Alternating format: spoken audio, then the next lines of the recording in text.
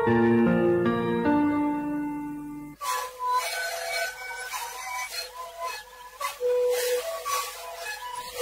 thì mà khi ra cái xe về ở kho chỉ là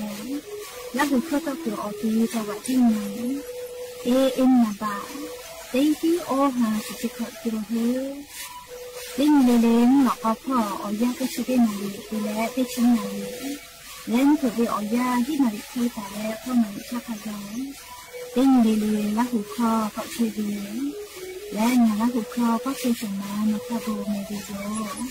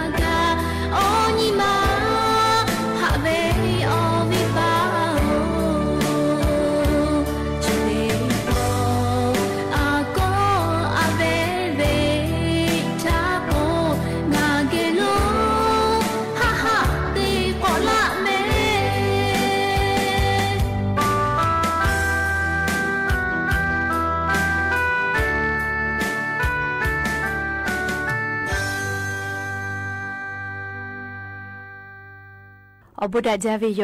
อย่าไปหาติปอทกาดาจาวิโอเนียยาชอขลงะคือติปอกอกะมีลาแล้วchupa upa lo che vio ni ra hu ya ti pha ge ti ge rai ka obu da ja o kholo nga hu o kho ga ko ka da ke che ve tha pa to ola pe te ya le le tha ta yo ya vio kholo la se cha le o rai ka obu da ja ko vio kholo ha yu la vi yo me ha vio ni ra hu ya kha pho che pho lo che ta ve kha khi phe che le te ya le tho ka cha me do me zu me ka me ha le do sa che o le naจะได้เจ้าเวียยากาเนี่ยคือไทยมีกอคอโลแลมุยขอยามาเปิดเหตุวิทัปตองะคือติกาเลเลกามุยใส่มาคัสปอตอลาตาเวอานาอังกอติพัชานี่คือต่อดัดและปูกากากิตูติกาเลเลทกาจ้าเวดอเวเชเวจอเวเตจุเลเลพ่ออายิเตและอาชุยอตัวยอยากาชามขเดนหักซาดักไอสิแมและยันเวียยาแลชริสอคอโลสเปนี่ยานี่แหละก็ฮับปาเสถบะฮับปาคโลยานี่เสชนี่ลันเพวิโยและจะขอทอกานี่ฮีนี่ชงาขอสขอฮาวิอเนี่ยละหุยาติเผาเตฮาเลเลวิอยาฮินาริควายตาเลอก็นาริทักไกเตฮาเลเลงาคือละหุเข้าตอกไอเชวิโยแมวิทยุเรดิโอAM ติฮิโอหาสจิกกิโลเฮิรตซ์เตไลพอเตเลกา Facebook Fanpage สวทเชียงใหม่ AM 1476พอกาไลฟ์สดติดต่อไอเชออวิอเนี่ยละหุยาติภาค่ะพ่อซาพ่อเจโกอูพ่อพอนาและติแกนี่คือละหุชจิตาโอกาปิดะไกเพวิโยและอย่าเพื่อหาวิอยาคลุทอกายูเวลาตาวิมมีพ่อเวซาตาอลอติผาทอกาไลรอยูเวลาตาวิโยจะได้คืออลอปุติลอติเกยูเวลาเลกาดะเจดะกิตุเวเลมุนชามุยีพ่อจันดาวิซาตาอลอติผาชาอลองะคือยูเวลาเลติเกกาดะเจดะกิตุโยแม่ปากกรมอุตุนิยมวิทยาพ่อยคือฉันแต่นี่แล้ว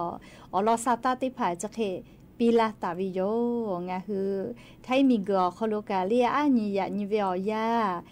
ไทยมีอนาติตออฮอพอเตเลไทยมีกอก็จะติตอมุนีตอพ่อ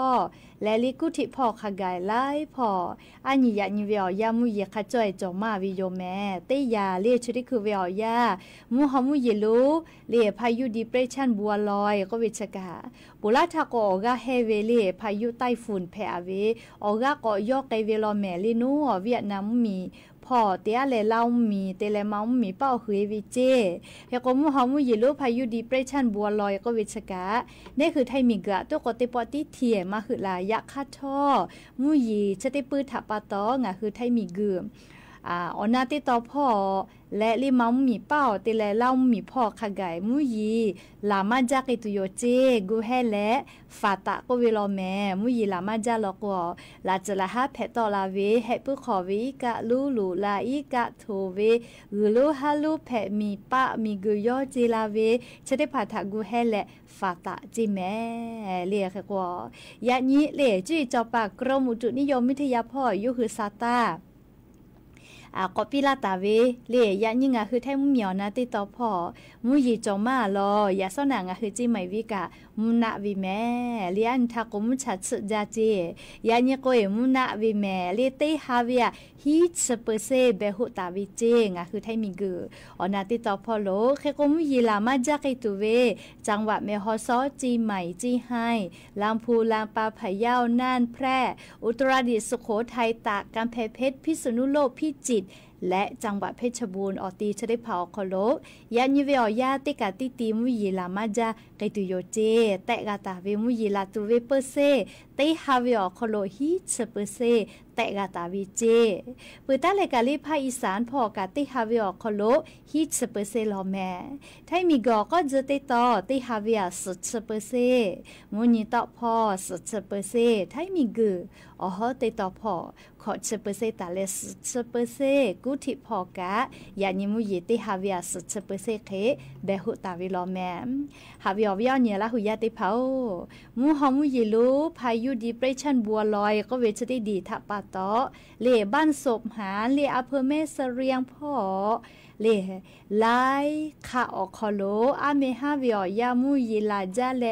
ဤကလူရလာဗီချေချက်တာပတ်တော့ဗီယောညမီယာဖမေစရီယမ်ဖောချက်တာဝေလိုက်ခါအခလိုကဟေပုခေါ်ဗီကလူရလာလေခါခလိုခလိုဤကထူဗီချေလေခါခိတတော်ထူတလာဗီလေကိုကိုဂျောเจညခါဂိုင်ချီမဲလေအလိုကြလောမဲလီကမကြလောမဲလေမေဟောဆောဖောကจะขอป่าหมอทอกากะโปทุยกะวอลุชเวแลလေอีกาลาวิเฮจาโลလေก็จะได้คืออีกาลาจาวิทัปตอลีกาลอลูแม่น้ำยวมก็วิเจกุมาอำเภอแม่สะเรียนจังหวัดแม่ฮ่อซอพ่ออีกาวอลูยะลาแลค่ะคอลอคอโลอีกาลูลูลาแลมอทอกาลีเยคอกาอีกาลูชเวแลลูวิสิเวคบิกาฟูวิโยปุลาตาวินจะขอวิอยาแลจะขอคิตตอလေอีกาลูลูลาเลอีกาทูเวคตตอจาวิมากาฟูจอเฮเจจาจาโลแม่ลีเมฮอซอพออำเภอแม่สะเรียงติดต่อพ่อเจมุยีลาจาเลอีกะทูแลลูวิสิเวกาผู้เวลีชะกาอยู่เวลาเลงาคือราหุยะถะเกามาลาวิโยเรียกให้คนจะได้คือมีญาติผักกาอีกาลูชเวเจกุมาอำเภอแม่สะเรียนจังหวัดแม่ฮ่อซอพอเรียกให้คนเจ้าหน้าที่ได้พากากาโตปีเชวิจิแม่เรียกให้แต่แล้วจุดที่คือเลแม่ฮ่อซอพออำเภอแม่สะเรียนติดต่อพ่อวิชอทาเรียกกาลาดูลูจาจิแม่เรียมาติเลก็ขอมุยีลาจาวิทัปตออีกาลูลูลาเลอีกาทูเวทัปตอนะเลลูวิสิเวคเบียกาลาวิโยมีไฟฟ้าเจทักไกกะเลกายก็คุลุปาคือสเจปาคือหมอทอกะเกเกลาลากามากะมีไฟฟ้ากะเซวิจิแม่เรียมีจะไปวิทัปตอเลชกาลาจลาฮัดแพตอลาเวภัยธรรมชาติก็เวนะเลนี่คือชอยาเตเลแพลาวิมาเฮลียาคัทอยกขยอแพลาตาเวอเจติผาจิแม่เรียกก็งาคือลาหุยาติผาทอกาโอกาปิดาเลเฉเป้าป้าลูกาจะขอป้ามุยีกาลาโกลาจาเลกุลูฮาลูแพลลูวิสิเวกาลาเวคบีงาคือกาโมเชวิโยเรียกก็งาคือลาหุยาติกาเลเลกาเลจะได้เจอเวียยาซาตาพอหาอยู่แล้วเลละจะละฮะแพตอลาเวียเจติผาถาลีนี่คือกูเฮกูฟากาตัวโปติกาเลเลกาเลซาตาติผากะคาเดพอหาอยู่แม่แต่ก็แล้วเวียเนี่ยละหุยาติผาถาเลียอลอซาตาติผาจะเคอยู่เวลาแล้วอลอเปิดติดต่อคโลเกามาลาวิโยแม่อาโลฮักกะจากอเมจาเลอาโลเมฮอซอพอลูวิสิวิกาฟุมาจาโลเมเลียเวียเนี่ยละหุยาติผาก็จาเลลีติลอก็กิซาเชกาเรียโครงการคนละครึ่งก็เวลีติอาติกือโตเวก็เวโครงการเชกามะโมโมเวียย่อคนละกอลาตุโยเจเลียไลกากะฮาเลอาเฮเลีมาติเลียก็จะได้คือเวียย่าเลกาจากาดอวิพ่อซาหัวเลมาฮอลาโยจิแม่เลียซาหัวเลมาฮอลาโยเลีโอเคเพเชเวทาปะโตเลียโครงการคนละครึ่งเชเวลุลาเวลโกไลกากะซาโกโกฮอลาเฮเลียแล้วก็จะได้พอเลียรัฐบาลสติชูเลนายรัฐมนตรีในอนุทินชาญวีรกุลย่อนายรัฐมนตรีเตเวอคโลเลอหับปาลือตาเวอยาเจอคโลโครงการคนละครึ่งจะได้ผ่าเตไกตุโยเจโครงการเฉลอสลาโกโกมาเฮอปิโยเลปุลาทาอาทานายกลุงตู่ทาเตียเวโครงการเพวิโยเรียกว่าโอเวทากกูแทเลเตไกตุโยเจแค่ว่าจะเวจะได้พอเลียรัฐบาลในอนุทินชาญวีรกุลนายกรัฐมนตรีอหุเตเลเซกเวอคโลเรียกโครงการคนละครึ่งจะเวแลยาไอยาแหนเรียอาสาติชุขอโคเวียปาปีไกตุโยเจยาเนติภาษาติชุขอคู่วิติภากาตุลอแม่เรียกเตและเสมูแปตาวิจิคเดนาแม่เรียเสมูแปวิจิอรติมูแลบาสวัสดิการแห่งรัฐไม่กับบักโคจูจัววิชอติภาเรียปุราธนุคือเสหาอปีเข้ากาเวียเรียติฮิสหากอเทลาวิจิเฮกัวบาสวัสดิการแห่งรัฐจอตาวิชอติภากะติกาเวียนิฮิบะกาวิโยเจแลเรียติฮิสหาวิชอ ติปอยเจติกุลาวิเจติผาดอเวียเลติฮาปาเลเลกาลโกปโทจากาปูก็เลฮาเลกเชเลไม่แม่เลติปอยเจติกุลาวิเจเลขก็บัตรสวัสดิการแห่งรัฐอคโลงาคือบักโคจัววิชอติผาเลอปีวิกาเซฮาปอสติฮิสฮากาลาโกเลติกาเวียญิฮิบะเวียอคโลโมกาปาจากิติโยเลจกาบัตรสวัสดิการแห่งรัฐเลคาทากาตุเลโกโคเลก็ติชฮาปาตาติชติฮาปาตาเลติชญิฮาปาอคโลเจเลกากิตุวินะเลแค่ว่านี่มูติมูก่อนยานิสาเลนี่มูติมูเลระบบภาษีอคโลมาเชียวิติมูเลโครกาโคลาครึ่งอคโลติยาติกึงัดเวียกาตุโยเจจะได้มูลโกเลติปติติกาเวียญิฮิบะเจเลไอเป่าตังอคโลเยตุโยเจติกาเวียญิฮิบะเลแค่ว่าเยเวียอคโลติญิเวียญิฮาบะเจและลิญิฮาปาเยจลาตุโยเจติชติฮาปาตาเลติชญิฮาปาคาไกเจชอโครงการคนละครึ่งเลระบบภาษีอคโลมาเชียวิและเลบัตสวัสดิการแห่งรัฐบักโคโจมาจอวิติมูทะบิลาเกตุเวเลแค่ว่ากาลาตุเวชติชฮาปานิสุติสอคโลแอปพลิเคชันแอปเป๋าตังก็เวียคโลพอแลลงทะเบียนจะลาตุโยจิเมลีโครงการคนละครึ่งเรียกเอาเพื่อเลเซมูติมูลกุกาเลขอชอชเวติมูเจชเวียชุติมูเลก็เล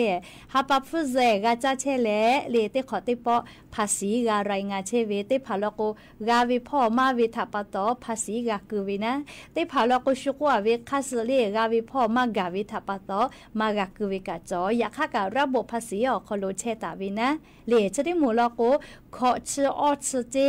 ขอชอชวิทัปตอติกาวิญิฮิอหาบะกาตุโยเจยก็เยวิพ่อลกุติญิเวียญิฮาบะหรือมากาไกเจเลแค่ก็ญิฮาปาเจเยจลาตุโยติชติฮาปาตาเลติชญิฮาปาเลแค่เตเลจะได้มูกากาลาตุเวชติชาปันสติสอคโลแอปพลิเคชันเป๋าตังอคโลกาลงทะเบียนตุโยเจเลบักโคจนบาสวัสดิการแห่งรัฐติชติตุมาหลูลอเลเตปติอัตโนมัติกาวิเจเฮก็บักโคจนติมัวคโลเชียวิชอลิติชเซลากาขิจอวิลอเมอวิอเนลาหุยาติพาโอโครงการคนละครึ่งอคโลเวบาโคจอคโลเชตาวิติชเซลากาขิจอตาวิลอเม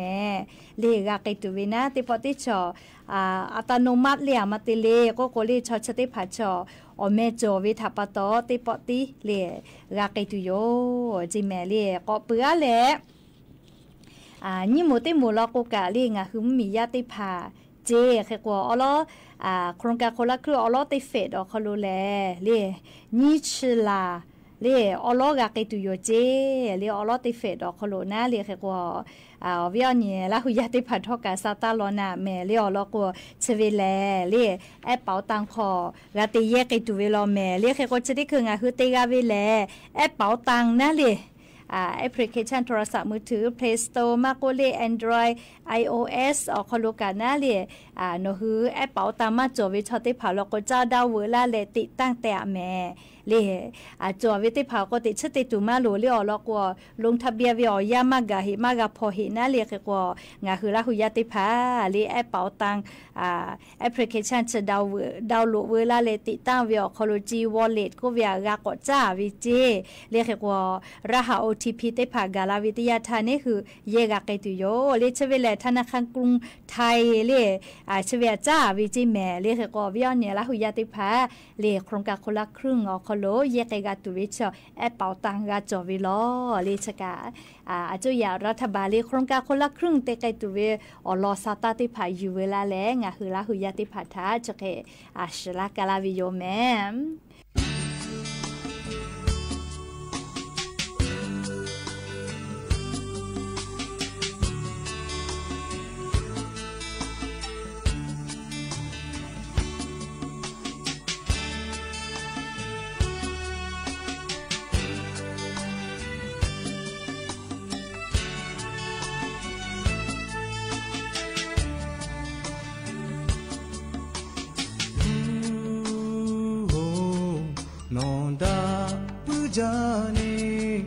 no taga mo ve te ni ni ma shi ho le ma ga pu no ta nga ha jai le no ma che ku nga che ma yo me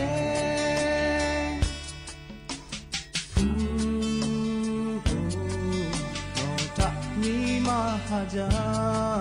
no bata la be te ni nga po do ha tu da la no ta nga ha jai le no ma che ku nga che ma yo me no ta pa to cho ya hu do ha le me u ya che no ta pa to cho ya hu ya da che pa no nga hu ge che me ko do ha do ki tu ma jo mi gu chi ya ko no le sha lo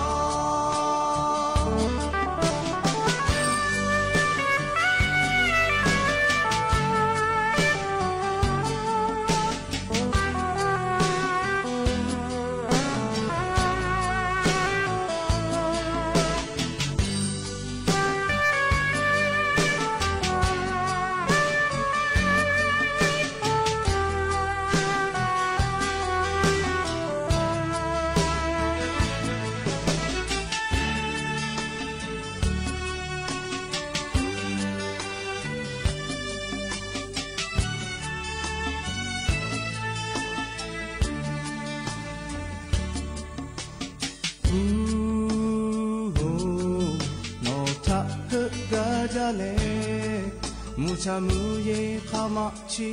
tho jo ja le na ka de ve no nga ge che ko cho ya de pha ha pu ja de yo no ta pa to cho ya ku do ha le me u ya che no ta pa to cho ya ku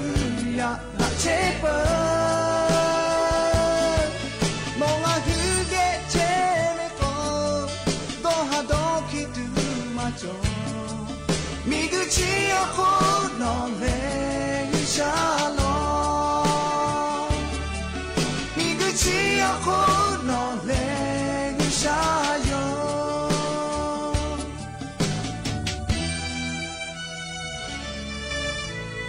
สาลียาเสดาคเดกมากปุ๊บฮาวิอวิอเนราหุยาติเผาซาตาเชริลอกาลิงะหุลาหุชอจิวิอมิอผู้เพวิโยลาหุวิออกุโยเมลิดาวิพ่อบาเวลิออลอกงะหุลาหุชอจิทอกะมีอาจุยารัฐบาลเกอคาไกนะลิออเมติผาตอกะเชเวลิเกกว่าเชเวโนหุอฮากามอตาวิเชเลไทมมีอนาติตอพ่อโลลิงะหุกรมประชาสัมพันธ์โคโลกาติเชเวอโมติผามีกาตาวิโยตีกาเลก็ล็อกคอยอเว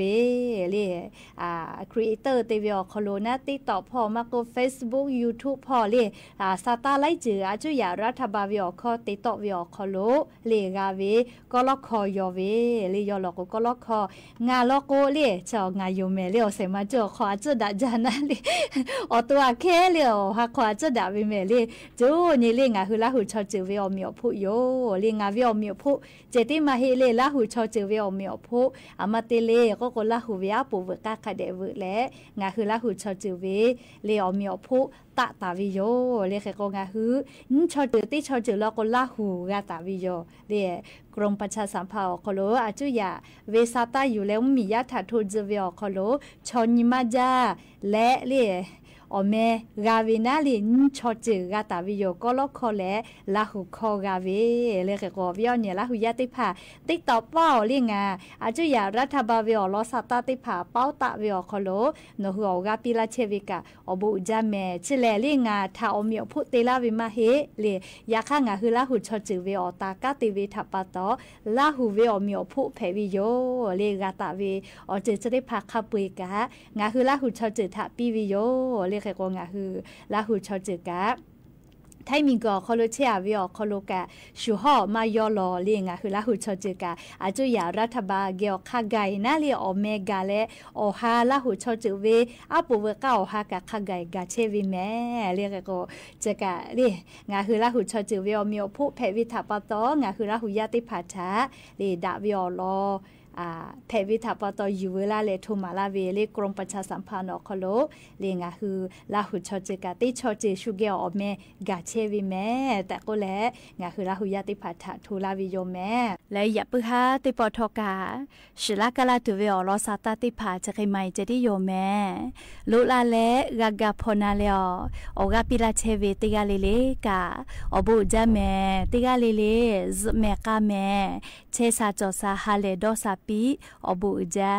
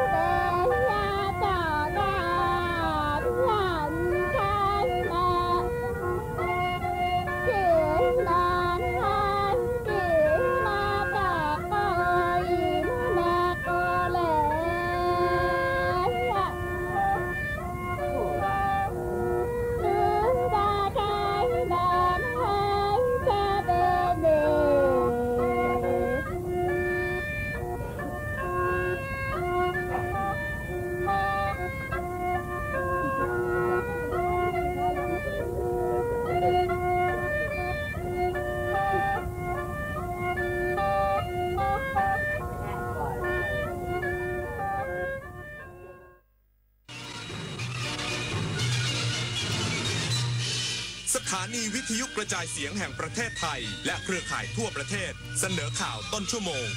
รู้เร็วรู้จริงเกาะติดทุกสถานการณ์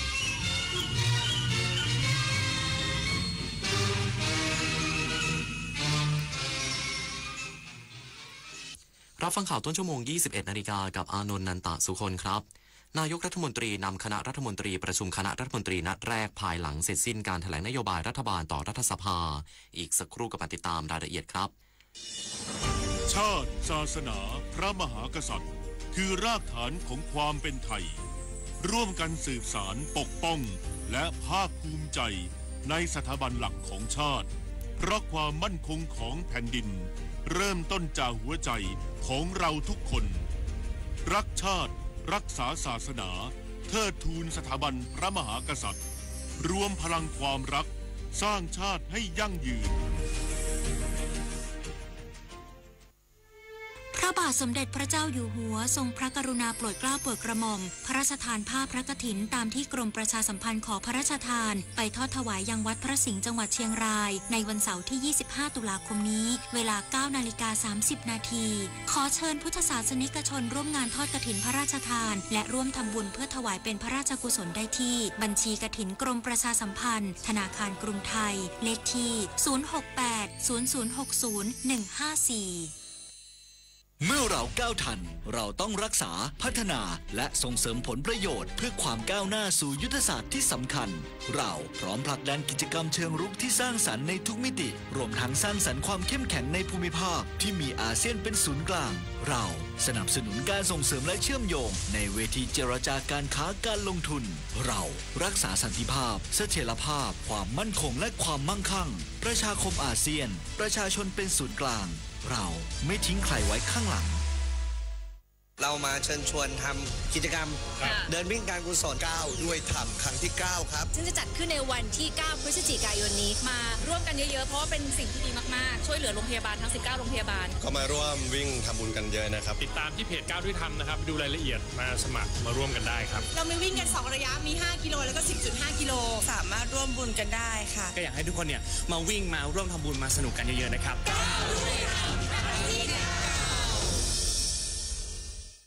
นายกรัฐมนตรีนำคณะรัฐมนตรีประชุมคณะรัฐมนตรีนัดแรกภายหลังเสร็จสิ้นการแถลงนโยบายรัฐบาลต่อรัฐสภา การแถลงนโยบายรัฐบาลต่อรัฐสภานายอนุทินชาญวีรกูลนายกรัฐมนตรีและรัฐมนตรีว่าการกระทรวงมหาดไทยพร้อมด้วยคณะรัฐมนตรีได้เข้าร่วมการประชุมคณะรัฐมนตรีนัดพิเศษณชั้น 4 ห้องประชุมกรรมาธิการ CB 406 อาคารสัปยสภาสถานซึ่งถือเป็นการประชุมคณะรัฐมนตรีอย่างเป็นทางการครั้งแรกภายหลังได้รับการโปรดเกล้าโปรดกระหม่อมแต่งตั้งคณะรัฐมนตรีโดยวาระการประชุมในวันนี้คาดว่าจะเป็นการพิจารณางบประมาณคงค้างปีงบประมาณพุทธศักราช 2568 วงเงินงบประมาณรวมกว่า 60,000 ล้านบาทซึ่งจะนำมาใช้ในโครงการกระตุ้นเศรษฐกิจและงบประมาณอื่นๆที่หน่วยงานยังคงค้างเบิกจ่ายรวมไปถึงการพิจารณาแต่งตั้งโยกย้ายข้าราชการประจำของหน่วยงานราชการต่างๆอีกด้วยชวนันท์มาลีรายงานการรถไฟฟ้าขนส่งมวลชนแห่งประเทศไทยปรับแผนใช้ทรายล้วนถมหลุมยุบ 8,000 คิวคาดแล้วเสร็จใน 6 วันก่อนปรับผิวจราจรพร้อมเปิดใช้วันที่ 9 ตุลาคมนี้นายกิติเอกวรลบผู้ช่วยผู้ว่าการรถไฟฟ้าขนส่งมวลชนแห่งประเทศไทยหรือรฟม.เปิดเผยถึงความคืบหน้าการแก้ไขปัญหาหลุมยุบหน้าโรงพยาบาลวชิระพยาบาลว่าเมื่อวานนี้ได้มีการใช้เครนขนาด200ตันเก็บเศษต่างรวมทั้งตัดท่อประปาให้มีขนาดเล็กลงเพื่อเคลื่อนย้ายออกจากหลุมเรียบร้อยแล้วส่วนเมื่อเช้าที่ผ่านมาได้มีการปรับแผนจากเดิมที่จะต้องมีการถมทรายลงไปในหลุมเป็นชั้นละไม่เกิน1เมตรแต่พบโพรงดินอยู่ใกล้กับท่อประปาที่ขุดขึ้นมาขนาดลึกประมาณ30เซนติเมตรส่วนอีกจุดอยู่บริเวณขอบกำแพงที่เทคอนกรีตลงไปแล้วคาดว่าเกิดการหดตัวจนเกิดรอยแตกทำให้การถมทรายต้องหยุดชะงักไป 7-8 ชั่วโมงเนื่องจากต้องเทคอนกรีตไปอุดโพรงและรอให้แข็งตัวก่อนส่วนการปรับแผนจากการเททรายผสมคอนกรีตเป็นทรายล้วนเป็นเพราะทรายล้วนจะมีความแน่นกว่าทรายผสมคอนกรีตและเจาะง่ายกว่าหากในอนาคตมีการก่อสร้างระบบสาธารณูปโภคก็จะไม่เกิดปัญหาประเมินเบื้องต้นว่าจะต้องใช้ทราย 7,000 ถึง 8,000 คิวหรือประมาณ 1,000 เที่ยวรถโดยเตรียมทรายไว้วันละ 2,000 คิวคาดว่าจะใช้เวลา 5-6 วันจากนั้นจะทำพื้นผิวจราจรเปิดถนนสัญจรได้2ช่องทางในวันที่ 9 ตุลาคมนี้จังหวัดเชียงใหม่เดินหน้าปฏิบัติการป้องกันและปราบปรามยาเสพติดเข้มข้นทุกมิติย้ำเฝ้าระวังคีตามีนที่เริ่มระบาดในพื้นที่จากราคาไม่แพงเข้าถึงได้นายทศพล เผื่อนอุดมผู้ว่าราชการจังหวัดเชียงใหม่เน้นย้ำหน่วยงานที่เกี่ยวข้องให้ปฏิบัติการเข้มข้นในทุกมิติซึ่งปัญหายาเสพติดเป็นปัญหาใหญ่ที่รัฐบาลให้ความสำคัญและมุ่งมั่นที่จะแก้ไขให้ดีขึ้นในทุกพื้นที่โดยเฉพาะในพื้นที่5อำเภอชายแดนซึ่งเป็นพื้นที่ที่กลุ่มขบวนการใช้ลักลอบลำเลียงยาเสพติดเข้ามาในพื้นที่ตอนในและการลักลอบลำเลียงยังคงมีปริมาณมากโดยวิธีนำเข้าผ่านช่องทางธรรมชาติตามแนวชายแดนและลักลอบลำเลียงยาเสพติดผ่านระบบขนส่งโลจิสติกขอให้ตรวจตราเฝ้าระวังอย่างเข้มงวดมากยิ่งขึ้นนำเทคโนโลยีต่างๆมาปรับใช้ในการปฏิบัติเพื่อไม่ให้ผู้กระทำผิดใช้ช่องว่างทางเทคโนโลยีลักลอบกระทำผิดได้ขณะเดียวกันกลุ่มขบวนการลักลอบลำเลียงยาเสพติดมีการปรับเปลี่ยนรูปแบบวิธีการใหม่ๆและมีการนำเทคโนโลยีที่ทันสมัยมาใช้ในการลำเลียงยาเสพติดเช่นการใช้แอปตรวจจับด่านการอำพรางป้ายทะเบียนการทำช่องลับและอื่นๆทั้งนี้นอกจากเฝ้าระวังยาเสพติดให้โทษประเภทยาบ้าเฮโรอีนกัญชาไอซ์สารระเหยและเมทาโดนได้กำชับหน่วยงานให้เฝ้าระวังคีตามีนแฮปปี้วอเตอร์และขับดรักส์ด้วยแม้จะมีสัดส่วนไม่สูงมากนักแต่เริ่มมีการแพร่ระบาดในพื้นที่เนื่องจากผู้ขายชักชวนให้ลองและมีราคาไม่แพงสามารถเข้าถึงได้พิมลกันเดชาชัยทีมข่าวสวทเชียงใหม่รายงานจบข่าวอานนท์นันตะสุคนอ่านรับฟังข่าวครั้งต่อไปเวลา 22:00 น.ติดตามข่าวที่นำเสนอไปแล้วได้ที่ www.thainews.prd.go.th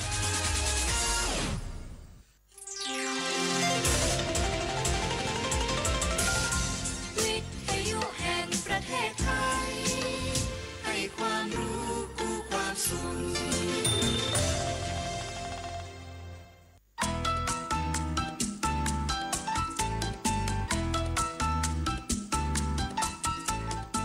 ครบครันด้วยสาระข่าวสารและความ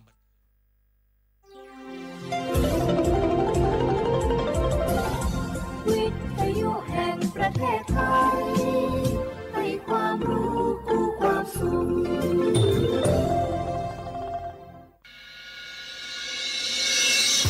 สถานีวิทยุกระจายเสียงแห่งประเทศไทยจังหวัดเชียงใหม่ AM 1476 กิโลเฮิรตซ์สถานีวิทยุภาคภาษาชาติพันธุ์แห่งเดียวในประเทศไทยที่มีความทันสมัยเชื่อถือได้สร้างอัตลักษณ์กลุ่มชาติพันธุ์สู่สากล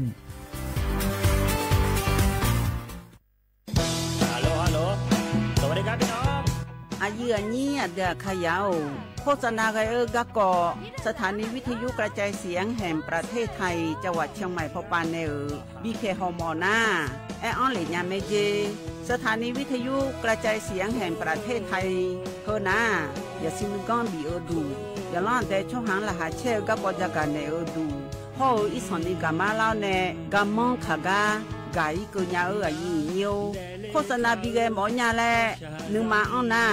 นากาไงเหลียวเนไงชนยังอายุเนียวนากาสมบูรณ์นาคนนี้จำยองาซุงมีสีโกจำยอโกเย่และงาเดใจที่โบนาคนนี้จำยอเวนี่นี่โกเย่งาสีเวและงายีเนียวมาเจอเกญา我是shine Cha cha cha menu menu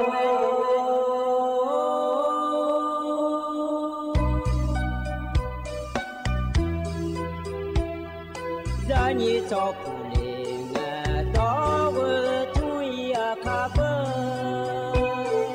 za ni cho mo le nga do nga cho ya kha ba cho pa ma si cho cha lo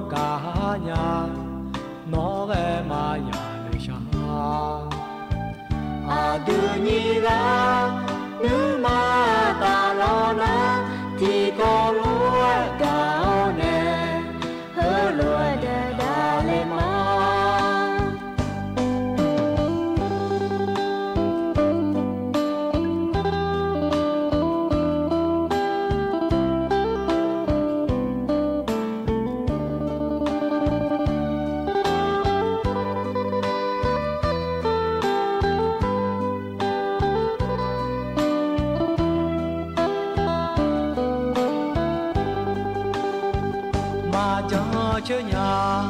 nó ngang mà cả pha ngã ali ở nữ mà lá cho về phang ai thà nơi xa lẽ đó ra cho làm mà để cho nó giữ chỉ cho ý cơ thì bộ em mà mai ơi mà ye khu già đồ ta na nó ha cả nhà nó về mà nhà nữ xa đưa nhị ra nữ mà ta lo na thì có lúa cao nè hơ lúa đà đà lên mà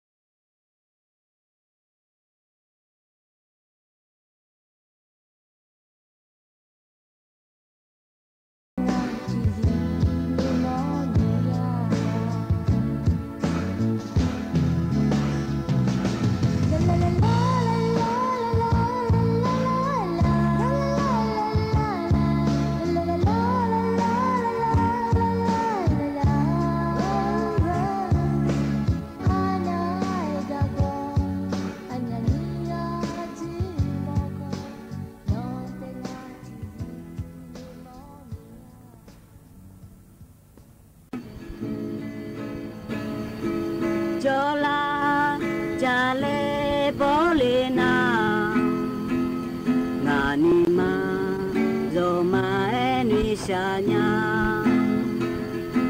nó gà ngã chia người mỏi mà ra nhà nó chia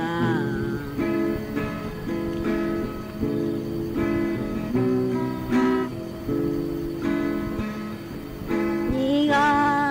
gà ho cho yang là cha ho là khá chết ta ni chỉ gì để gió xa đâu abu no ado em lo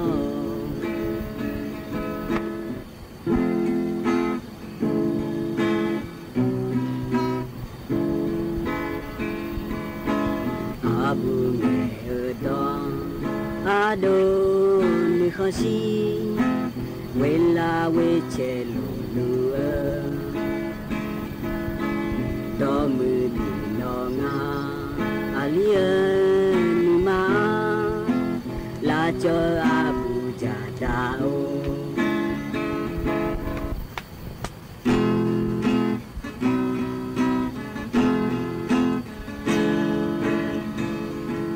mưa cha nó nhà phiêu đi khuê ta mưa gì ở bu mưa đi khá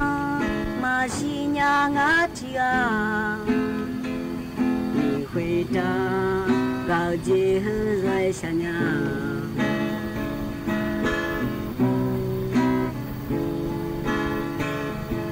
cả mà ra nó chia thì gì gì yêu dễ dễ mò thì gì cả lá ba nhà mà ra nhà cả nó chia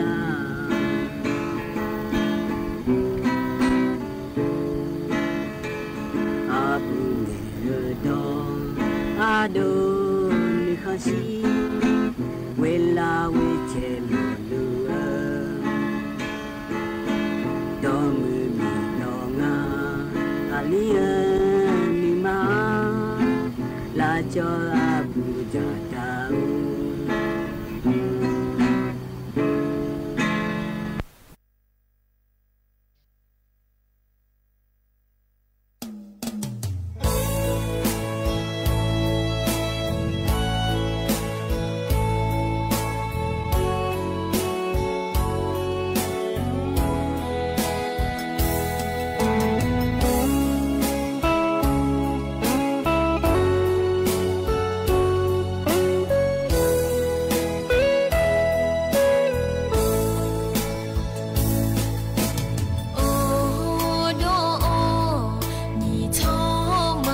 Ghiền Mì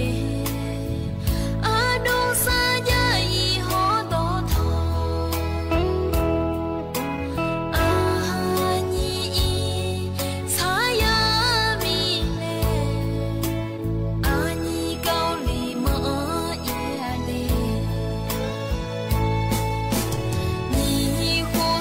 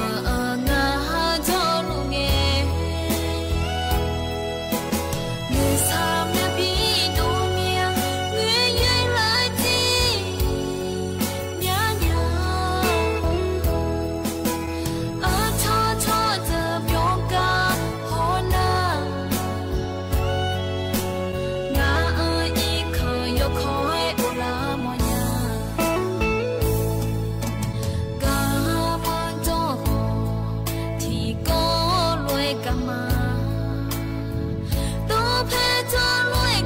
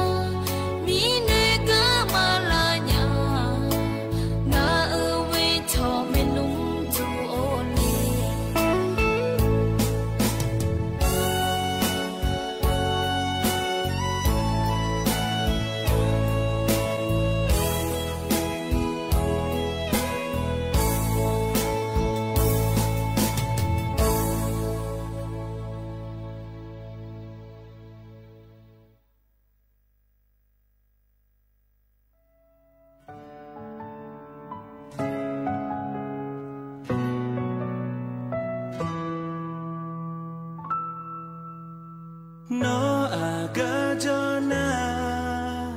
ngã khó khơi ga cho mà nó bé dễ ngã cho nó mà à ga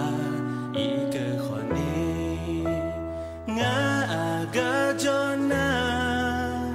nó khó khơi ga cho mà thì có lỗi nó cho nó mà à ga ý cơ khó đi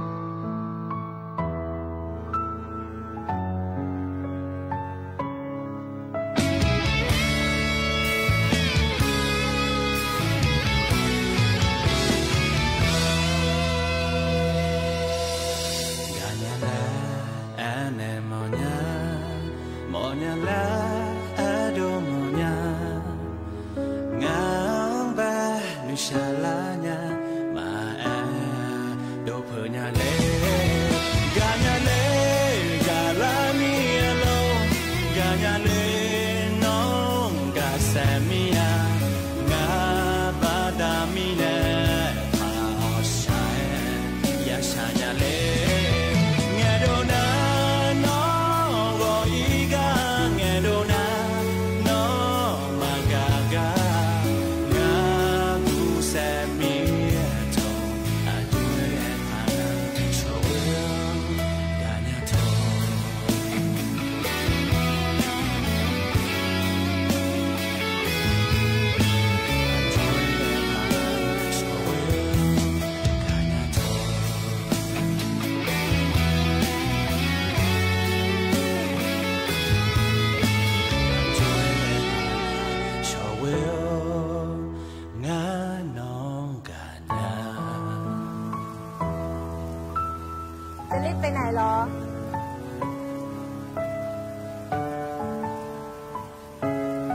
ทำไมสวยดีนะจะเอาไปให้ใครหรอ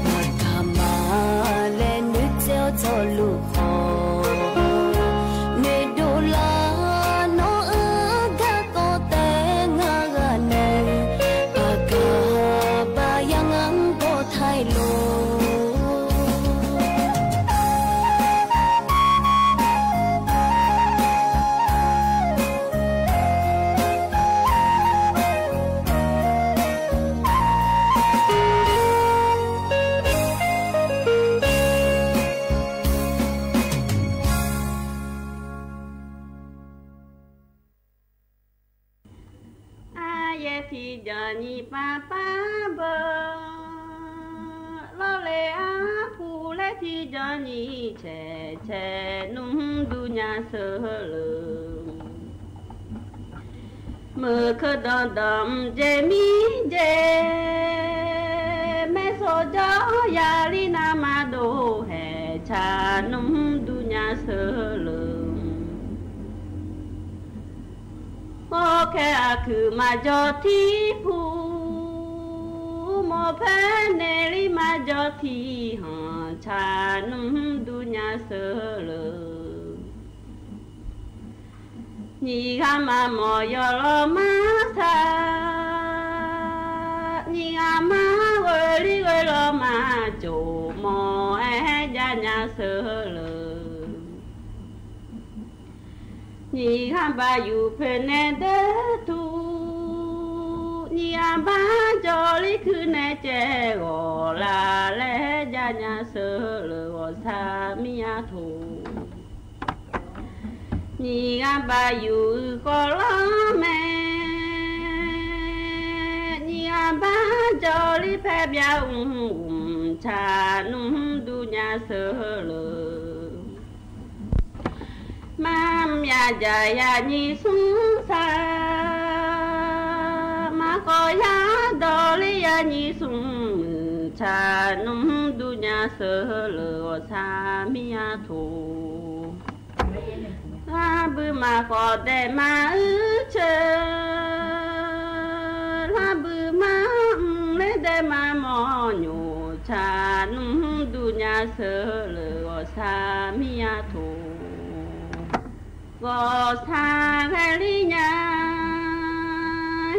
cái là nhà gò lia mà xả lệ cái là nhà ya vợ cho lia già ô lê mẹ số mà ô lê cái này na ai thì đồn đồ cha thì ngã mà xin nhau hát xin nhau thì đồ cha hu bà nó ta trong ngày cha nghe gì mía hi còn sát sàm nhà với mi khói ai hôi ai giàu mà xa lẹ mía mưa mi lông à khát thì à đê à khát xong mà bỏ lẽ cho nghe lo chơi ai ham ăn mà bỏ lẽ cho nghe lẽ thì ngà khá là nó mà bỏ mía lẽ mà xa là nó mà bỏ mía mà gió với so là ở tí soi mà bỏ mía mưa mi lông à khát thì áo xí xa em mía lê mà em ý không quên nhưng mà cho nghe đê mà ý mi lông không quên nhưng khai cho nghe lẽ mưa mi lông à khát thì ya khát khát phụ lệ tia cho cha mà lẽ du nhà lẽ khát mò lệ tia khát bà mưa cha mà lẽ du nhà đê ya khát khát phụ lệ tia cho cha mà lẽ du nghe cho mà ngầu là hơi sơ gì mà đồ mía lê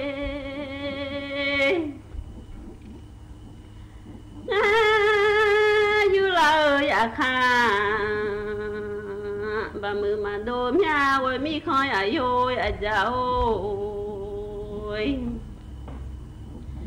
đã sơ gì nó kha thì được mình không ngáp phụ lệ nghe đó với mà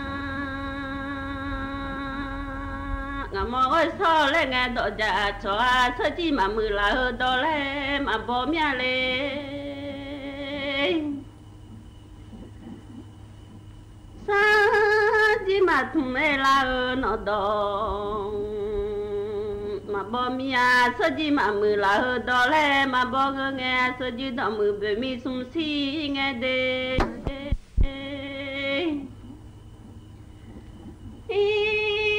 sơ chi sung si mà im mía lê sơ chi cho mưa sung si mà im mía đã sơ chi nó khát thì áo xí xa em mía lê nghe thì bộ sơ ya dư hồ đê nhưng hai bà mà thì bộ sơ ya với mẹ xôi ai vô thì bỏ ôi đã sơ chi nó khát thì xuống khó thì vô mà đó ngã lê lê thì vô mà đó ngã lê ngã khó lùng phó vô cho khó đâu sơ chi lo lê xuống khó ya thì phiêu mà già ngã lê ngã khó ya phiêu nê lê xì già hơ mò lo với mẹ xôi ấy thôi à già ô lê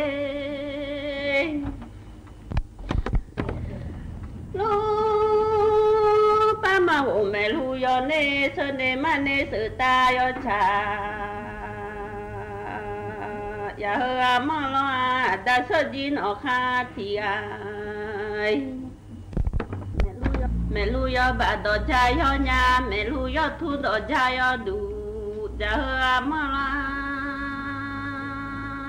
la mẹ lu sơ ho yo gì la mẹ phê sơ ta yo cha cha hơ mà loa lê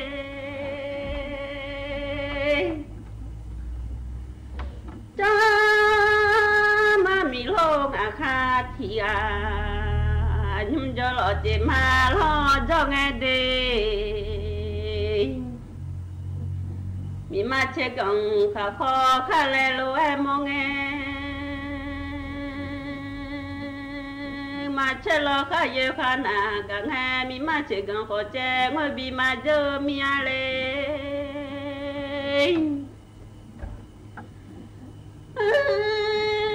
ma che lo e khó che thì xa mà số mi à nó cho gong khó che mi hàng ngôi bi dơ nhà đê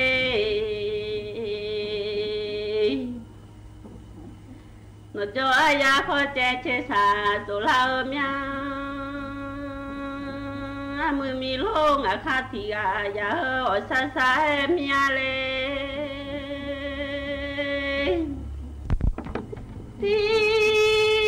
nó mà gà cho che thế gà nghe đê ya đu nó thì họ mà đu mía thì nó mà mò cho chế phiếu mò nghe ya đu nổ phiếu nó mà đu miao sẽ sai nha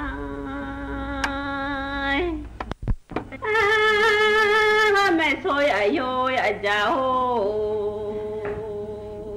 mưa mi lô ngà kha thì ai anh cho lo chị mà lo cho nghe cho mang ẩu là hơ cho đâu lo na lê lê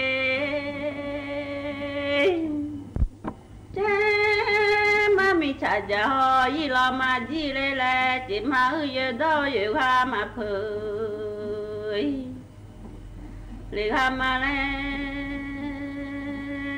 tu nhà nó cho gần từ ho mi ha y lo gì là mà lê nó cho ai gần mi ha yêu ha phơi la mà lê tu nhà lê đi rồi sẽ sạp nhà rồi mẹ xôi ai hôi ai giàu mà xả lẹ mi cho mà mi lô ngà kha thì ai mi ha chị mà ra sạp ha ya lo mía mi ya tu sư mà chơi sang ya lo mía rồi mẹ xôi mi ya so mà bo sa pha mà ya mi ya yang sa ma bo mi ya sang ai mà ya mi ya sa sa em ya mười mi lo ngà kha ti ya mà sa lê mi ya lê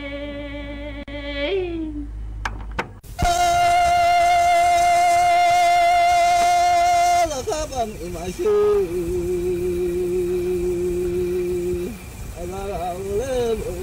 mà chưa bơi là na là bữa mong thì mà mà sao mà bỏ mà thương em ơi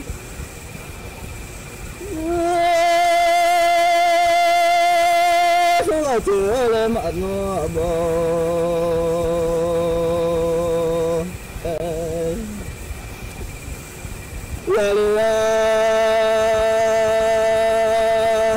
dương à thì mà sao mà bỏ mà cho liệt nghe đi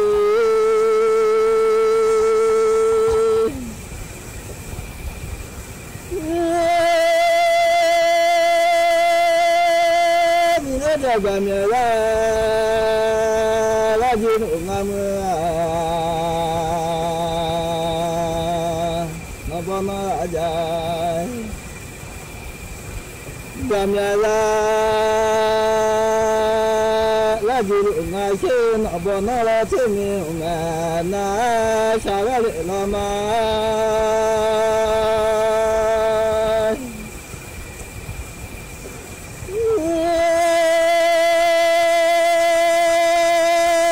么是个老的老了是啥呀？我们想，我们现在嘛做嘛，现在嘛你了下老呢？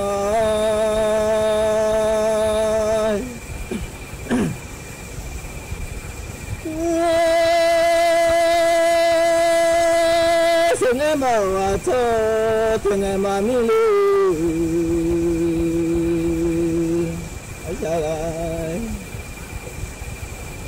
那马把土米也是你。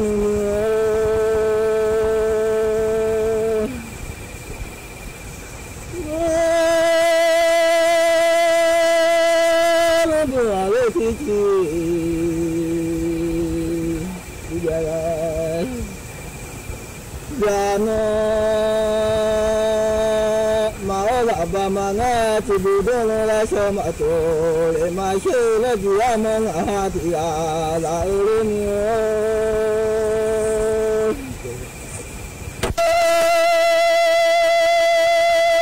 ti ba ma she ala la ya ya di som la ni ga ya di pi sa som la ni de la ka to la la ma la na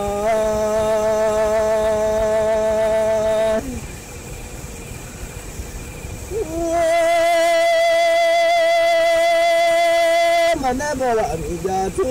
la o di lo am na ti ya la na no atum anebo mangem yutu awo anebo mangem etanata la ngalam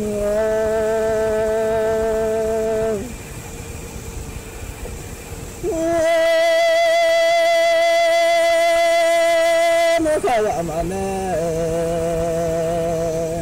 balam yutu kala mane balam etanata la na dua mong atia tapi ang masini madali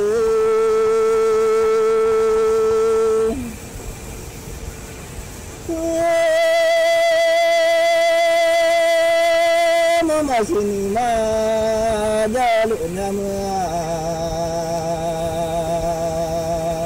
tapi ang masini madangan ini masih maya dapat galia sawa sisa miadi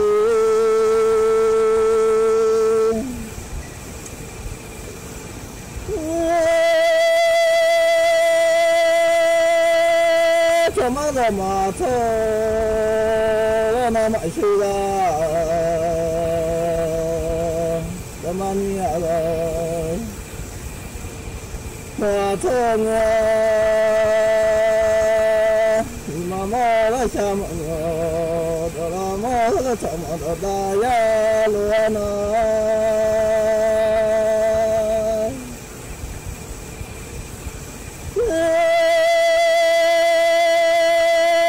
na tu dama adu among atia minuno aja Jamela dia Salam ya halinam anna sila hangamu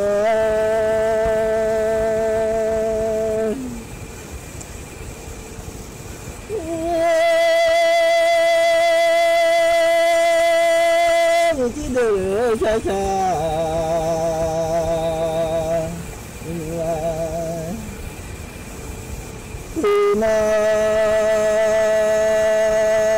sama ya luagan itu dalam sasam ini lana sesanya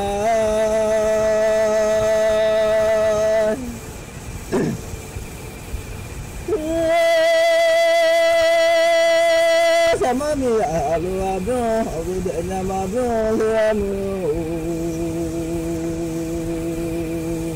bữa mà lỡ đây nhà mà bữa liêm mà liêm nhân lỡ bữa lỡ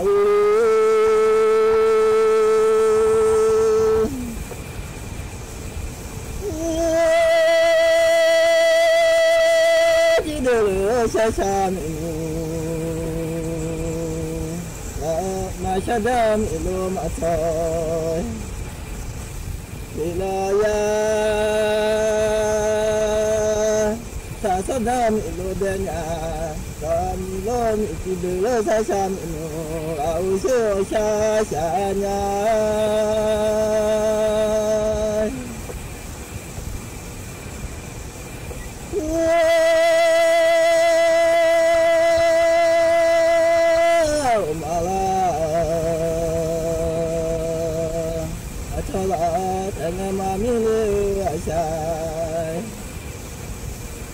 dalam ya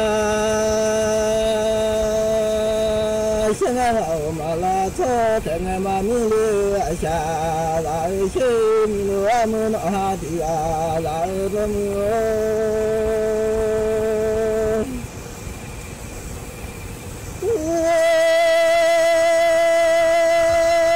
senang olah aconom au kulana suri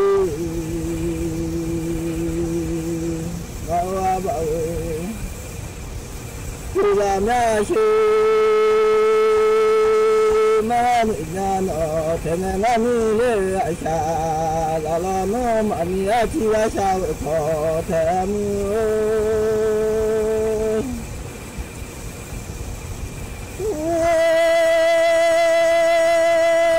mà cái cụ làm ra xem em mạo chỉ cụ làm ra sư mà vậy cụ làm ra sư mà nhà nó mà mi chỉ là sao khó thế này mà mi chỉ là sao chỉ khó thế mà làm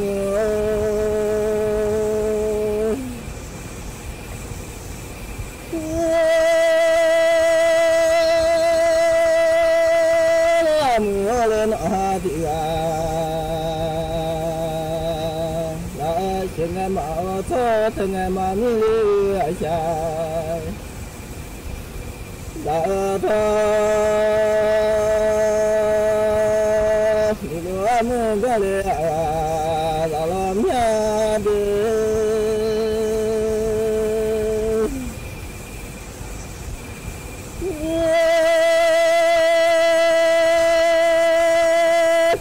mà cho lúa nam mà là sao lúa na lúa phải này là ra lúa phải này thong đa mà đó là lúa đi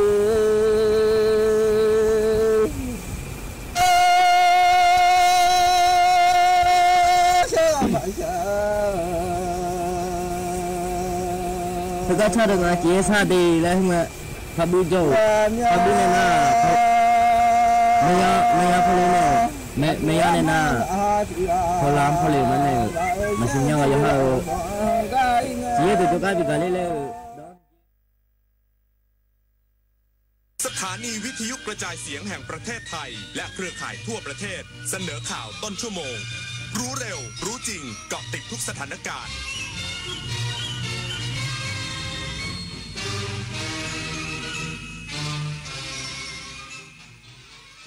รับฟังข่าวต้นชั่วโมง 22 นาฬิกากับอานนท์ นันตะสุคนครับ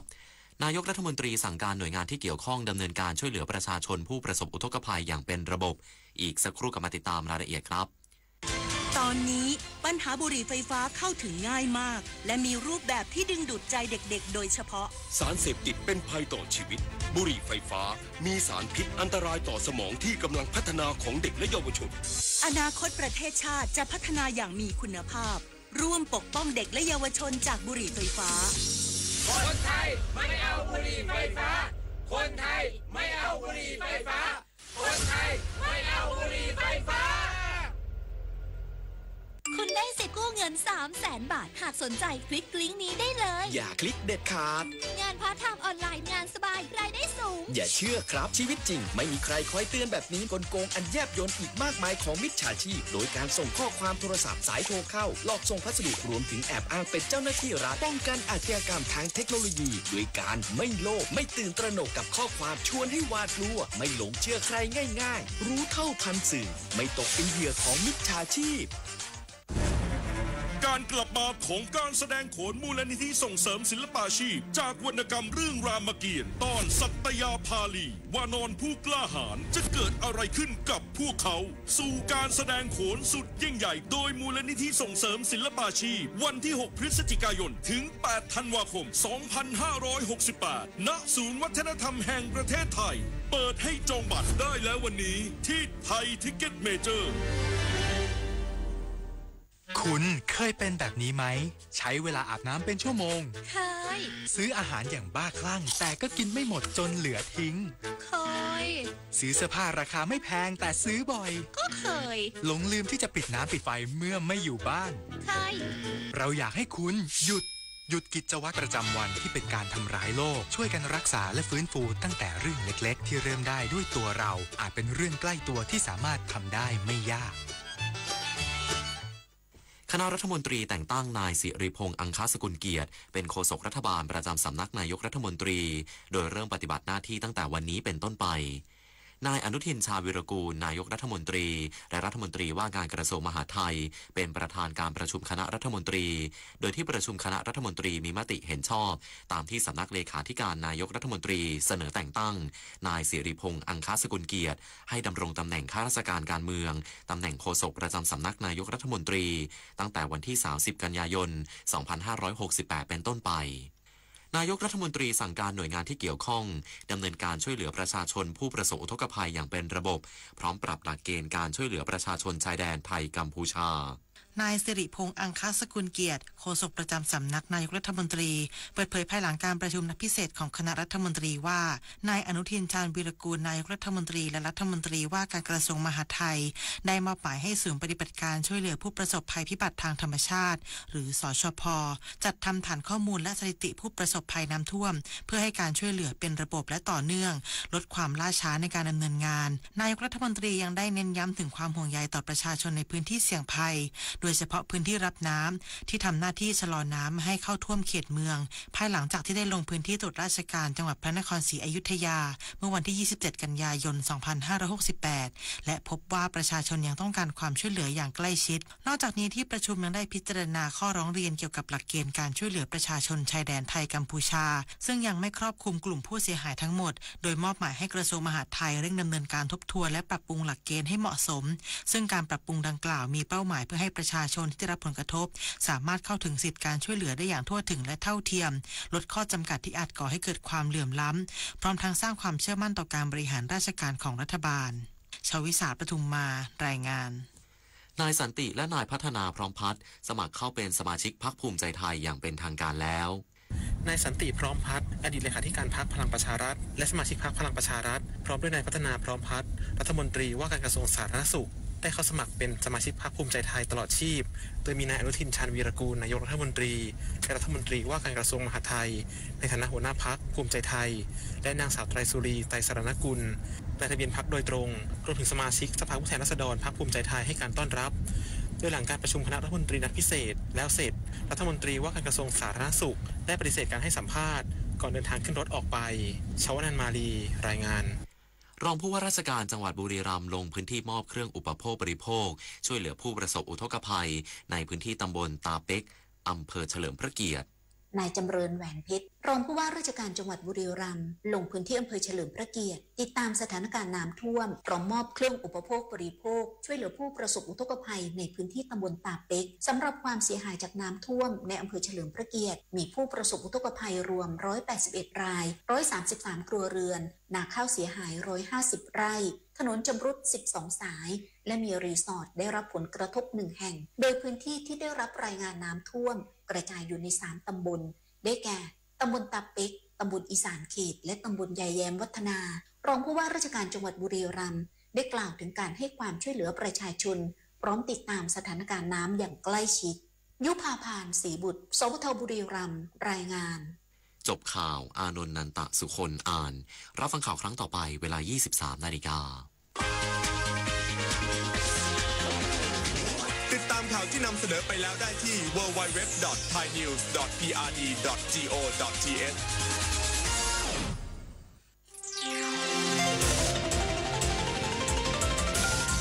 วิทยุแห่งประเทศไทยให้ความรู้กู้ความสุขต่อไปนี้ขอเชิญท่านฟังรายการเพื่อนฝันดำเนินรายการโดยจารุลินมุสิกพงศ์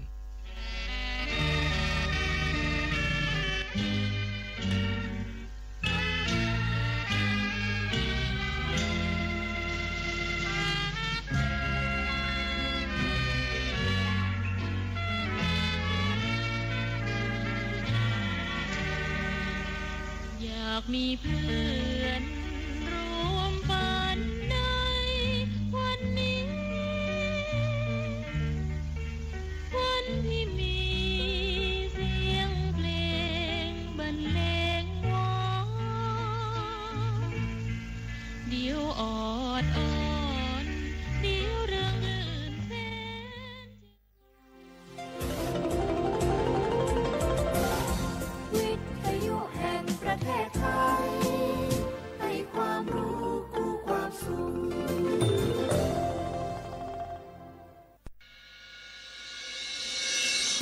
สถานีวิทยุกระจายเสียงแห่งประเทศไทยจังหวัดเชียงใหม่ AM 1476 กิโลเฮิรตซ์สถานีวิทยุภาคภาษาชาติพันธุ์แห่งเดียวในประเทศไทย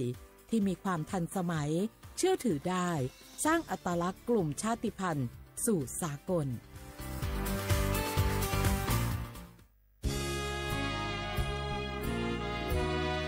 พระบารมีปกเกล้าเพื่อปวงชนชาวไทยจากพระราชกรณียกิจนานับประการที่พระบาทสมเด็จพระเจ้าอยู่หัวและพระบรมวงศานุวงศ์ทรงทุ่มเทพระวรกายทรงงานอย่างไม่เหน็ดเหนื่อยเพื่อประโยชน์สุขของประสบนิกร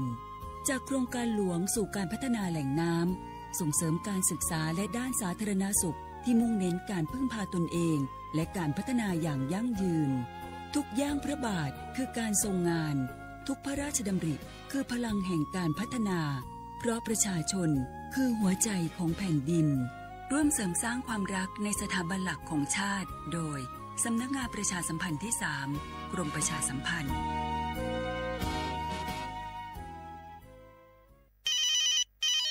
ฮัลโหลสวัสดีครับสวัสดีค่ะจากไหนครับคุณคือผู้โชคดีที่ได้รับเงินสด1 ล้านบาทแต่ต้องโอนค่าธรรมเนียมมาก่อน 5,000 บาทนะคะหลังจากนั้นทางเราจะทำการโอนเงินกลับไปให้ค่ะจริงเหรอครับ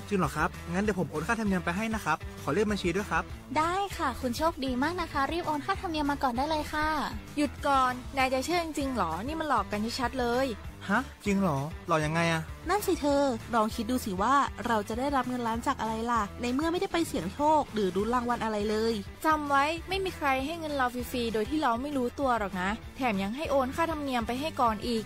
คุณคะเราไม่ได้โกงนะคะโอนมาก่อนเดี๋ยวพิสูจน์ได้ค่ะไม่เอาละผมไม่เชื่อไม่โอนไม่คุยด้วยละกลโกงมีทุกที่จำให้ขึ้นใจอย่าเชื่ออย่าคุยอย่าโลภอย่าโอนด้วยความปรารถนาดีจากสำนักงานประชาสัมพันธ์ที่ 3 กรมประชาสัมพันธ์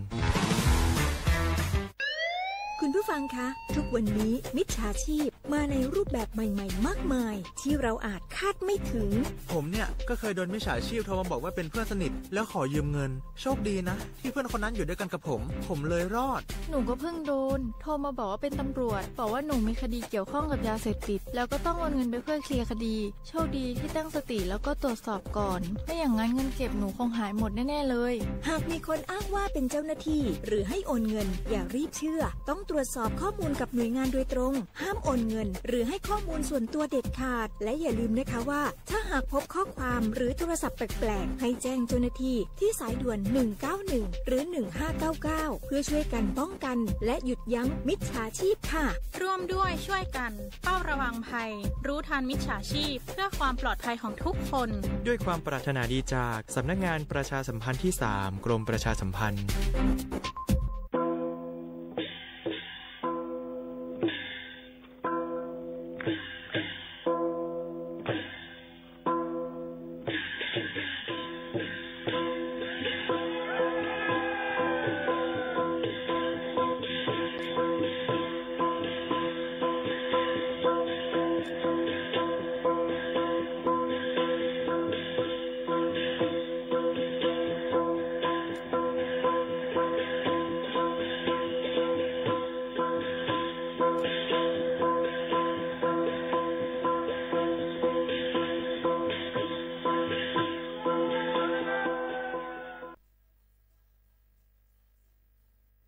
พี่น้องเขาสนใจใครปืนเผาผ่านตั้งห้องปล่อยเสียงสวทเก้งใหม่ปั่นตั้งหูห่มปาดังมีดังซื้อถ่อมแจ้งแล้งหลีกว่าไก่ในปื้นตีเจดอนเก้งใหม่กับสืบมาเลยดี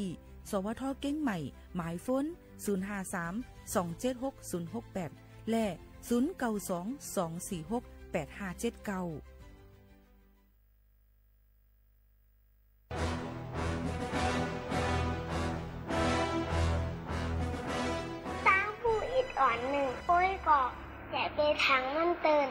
ตั้งหูสั่งบะลีได้เก็บความไหวในใจเฮามือหนังปลูกเขาต่อเม็ดของลิ้นอ่อนเก็บต้อมกำอิดต่อป้อต่อตังไหลรอนปลูกมือหนังยันนำหลายเม็ดเก็บห้องไหวอันเดือมไว้ต่อป้อเต็มนั่นขายเย้าพี่น้องเขาให้หมอเห็นหูป้ายหูปัญญากว่าร้อยเสกรรมคณะ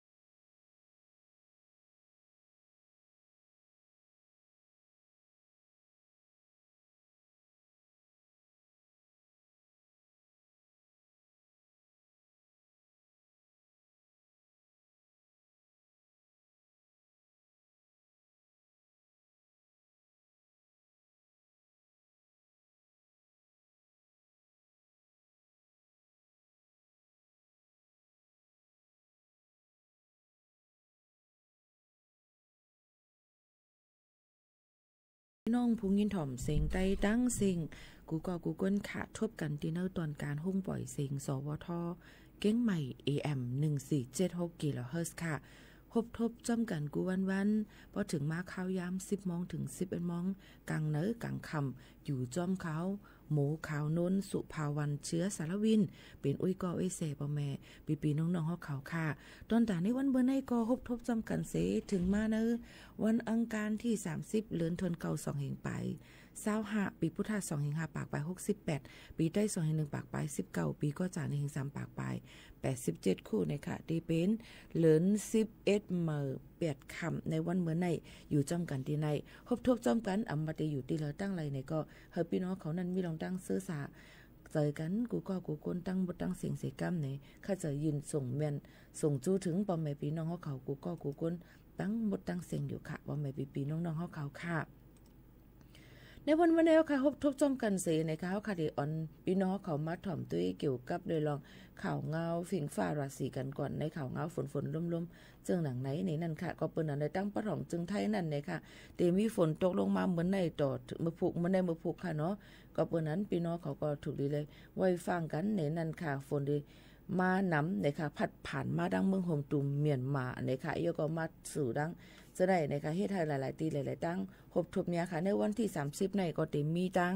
ฝนที่ตกนำตั้งเจดอนแม่ฮ่องสอนเกียงใหม่เกียงไฮ้ลำปางเมืองพะเยาในค่ะก็เมืองน่านแพร่ลำพูนเมืองตากกำแพงเพชรสุโขทัยอุตรดิตถ์พิษณุโลกพิจิตรและเมืองเพชรบูรณ์ในนั้นค่ะก็ได้เลยว่าตั้งปอถ่องซึ่งไทยในแค่ว่ากูเจตัวเดียวในค่ะพี่น้องเขาให้ฟังกันไว้จำปอวันที่1บ่ผูกมาซ้ำแต่เป็นดังฝนที่ตกนำตั้งแม่ฮ่องสอนเกียงใหม่และเมืองตากก็บนนั้นพี่น้องเขาจะเจออยู่จำน้ำหวยน้ำหองานได้ถึงลอยโกจังมีน้ำอื่นน้ำนองมาก็หลเลยฟังกันไว้ได้เตว่าในนั้นค่ะถมได้ข่าวเงาค่ะเอียวก็เปิ้นห้องว่าลุ่มแรงหลงบัวลอยเนี่ยค่ะพัดผ่านเข้ามาหลายตีหลายตั้งสิตีเฮ็ดให้หมางอองตีน้ำท่วมน้ำน้องตาเหลียวตั้งไม่เสลียงก็เมื่อหนังเฮิรนอันดีผู้ปืนเผาพี่น้องกะเหลี่ยงเขาที่ไหนน้อง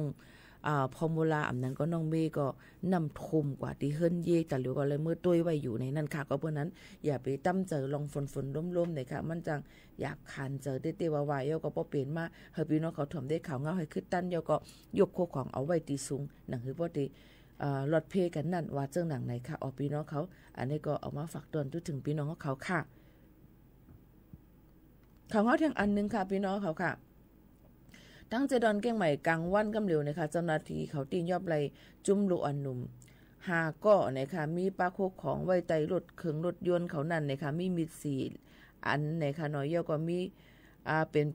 มีกล่องใบกันแห่งหนึ่งเล่าในนั่นค่ะปอแม่ปีน้องๆเขาค่ะลองตั้งเจ้าในนั่นค่ะก็ปนนั้นเจ้าหน้าที่ภายดังสพผู้พิงราชนิเวศเจดอนเก้งใหม่ค่ะพี่น้องเขาก็เลยมีข้อสั่งการกับออกกฎจัดกฎทัดด้วยนะคะในเส้นตาเสดำตั้งเพเก้งใหม่ผู้คำในนั้นค่ะเส้นตั้งห้วยแก้วมึงเจดอนเก้งใหม่นะคะทบยาลดกาในนั้นค่ะเจ้าหน้าที่เขาก็ห้องกฎจัดกฎทัดด้วยในนั้นค่ะก็มีคนจ่ายหาก่อในนั้นค่ะก็ต้องถามมาเป็นจุ่มอันกลุ่มหนุ่มใจเขานั่นค่ะเนาะมีปลาโคกของอันที่เปิ้นอ่ำปันยิบนั่นในนั่นค่ะพี่น้องเขาเจ้าหน้าที่เขาก็เอาไว้เป็นของกลางสิตียอบตั้งหาก็นั่นกว่าในนั้นค่ะตอนตาดีกว่าสอบต้องถามด้วยขอความเดี๋ยวก็ตีเป็นจึงหือเที่ยงจึงหนังในค่ะลองดังในก็เป็นลองเอาไว้คุกของอันที่เปิ้นอ่ำปันป้าในนั้นค่ะเดี๋ยวก็มันเป็นเฮ็ดพิษปักเบิงหมายมีในนั้นค่ะแต่เหลียวเจ้าหน้าที่เปิ้นได้กดจัดกดทัดแก้มเนี่ยในค่ะเนาะพี่น้องเขาดีกว่าอะไรไปเลยก็ถูกดีเลยไว้ฟังกันให้จื้อใจให้แคมเดี๋ยวก็ให้รถเพกันกูก็กูก้นตั้งหมดตั้งเสียงจังหนังในค่ะพี่น้องเขาอันนี้ก็เอามาฝากตอนถึงพี่น้องเขาค่ะเที่ยงรองนึงในนั้นค่ะพี่น้องเขาเกี่ยวกับไปลองนำเหล้าสุราน้ำกระท่อมน้ำปางกัญชาอย่างจังไหนค่ะเนาะพี่น้องเขาแต่เหลียวนั้นมันเฮ็ดให้กินเอาเมาบิงเสกะกอ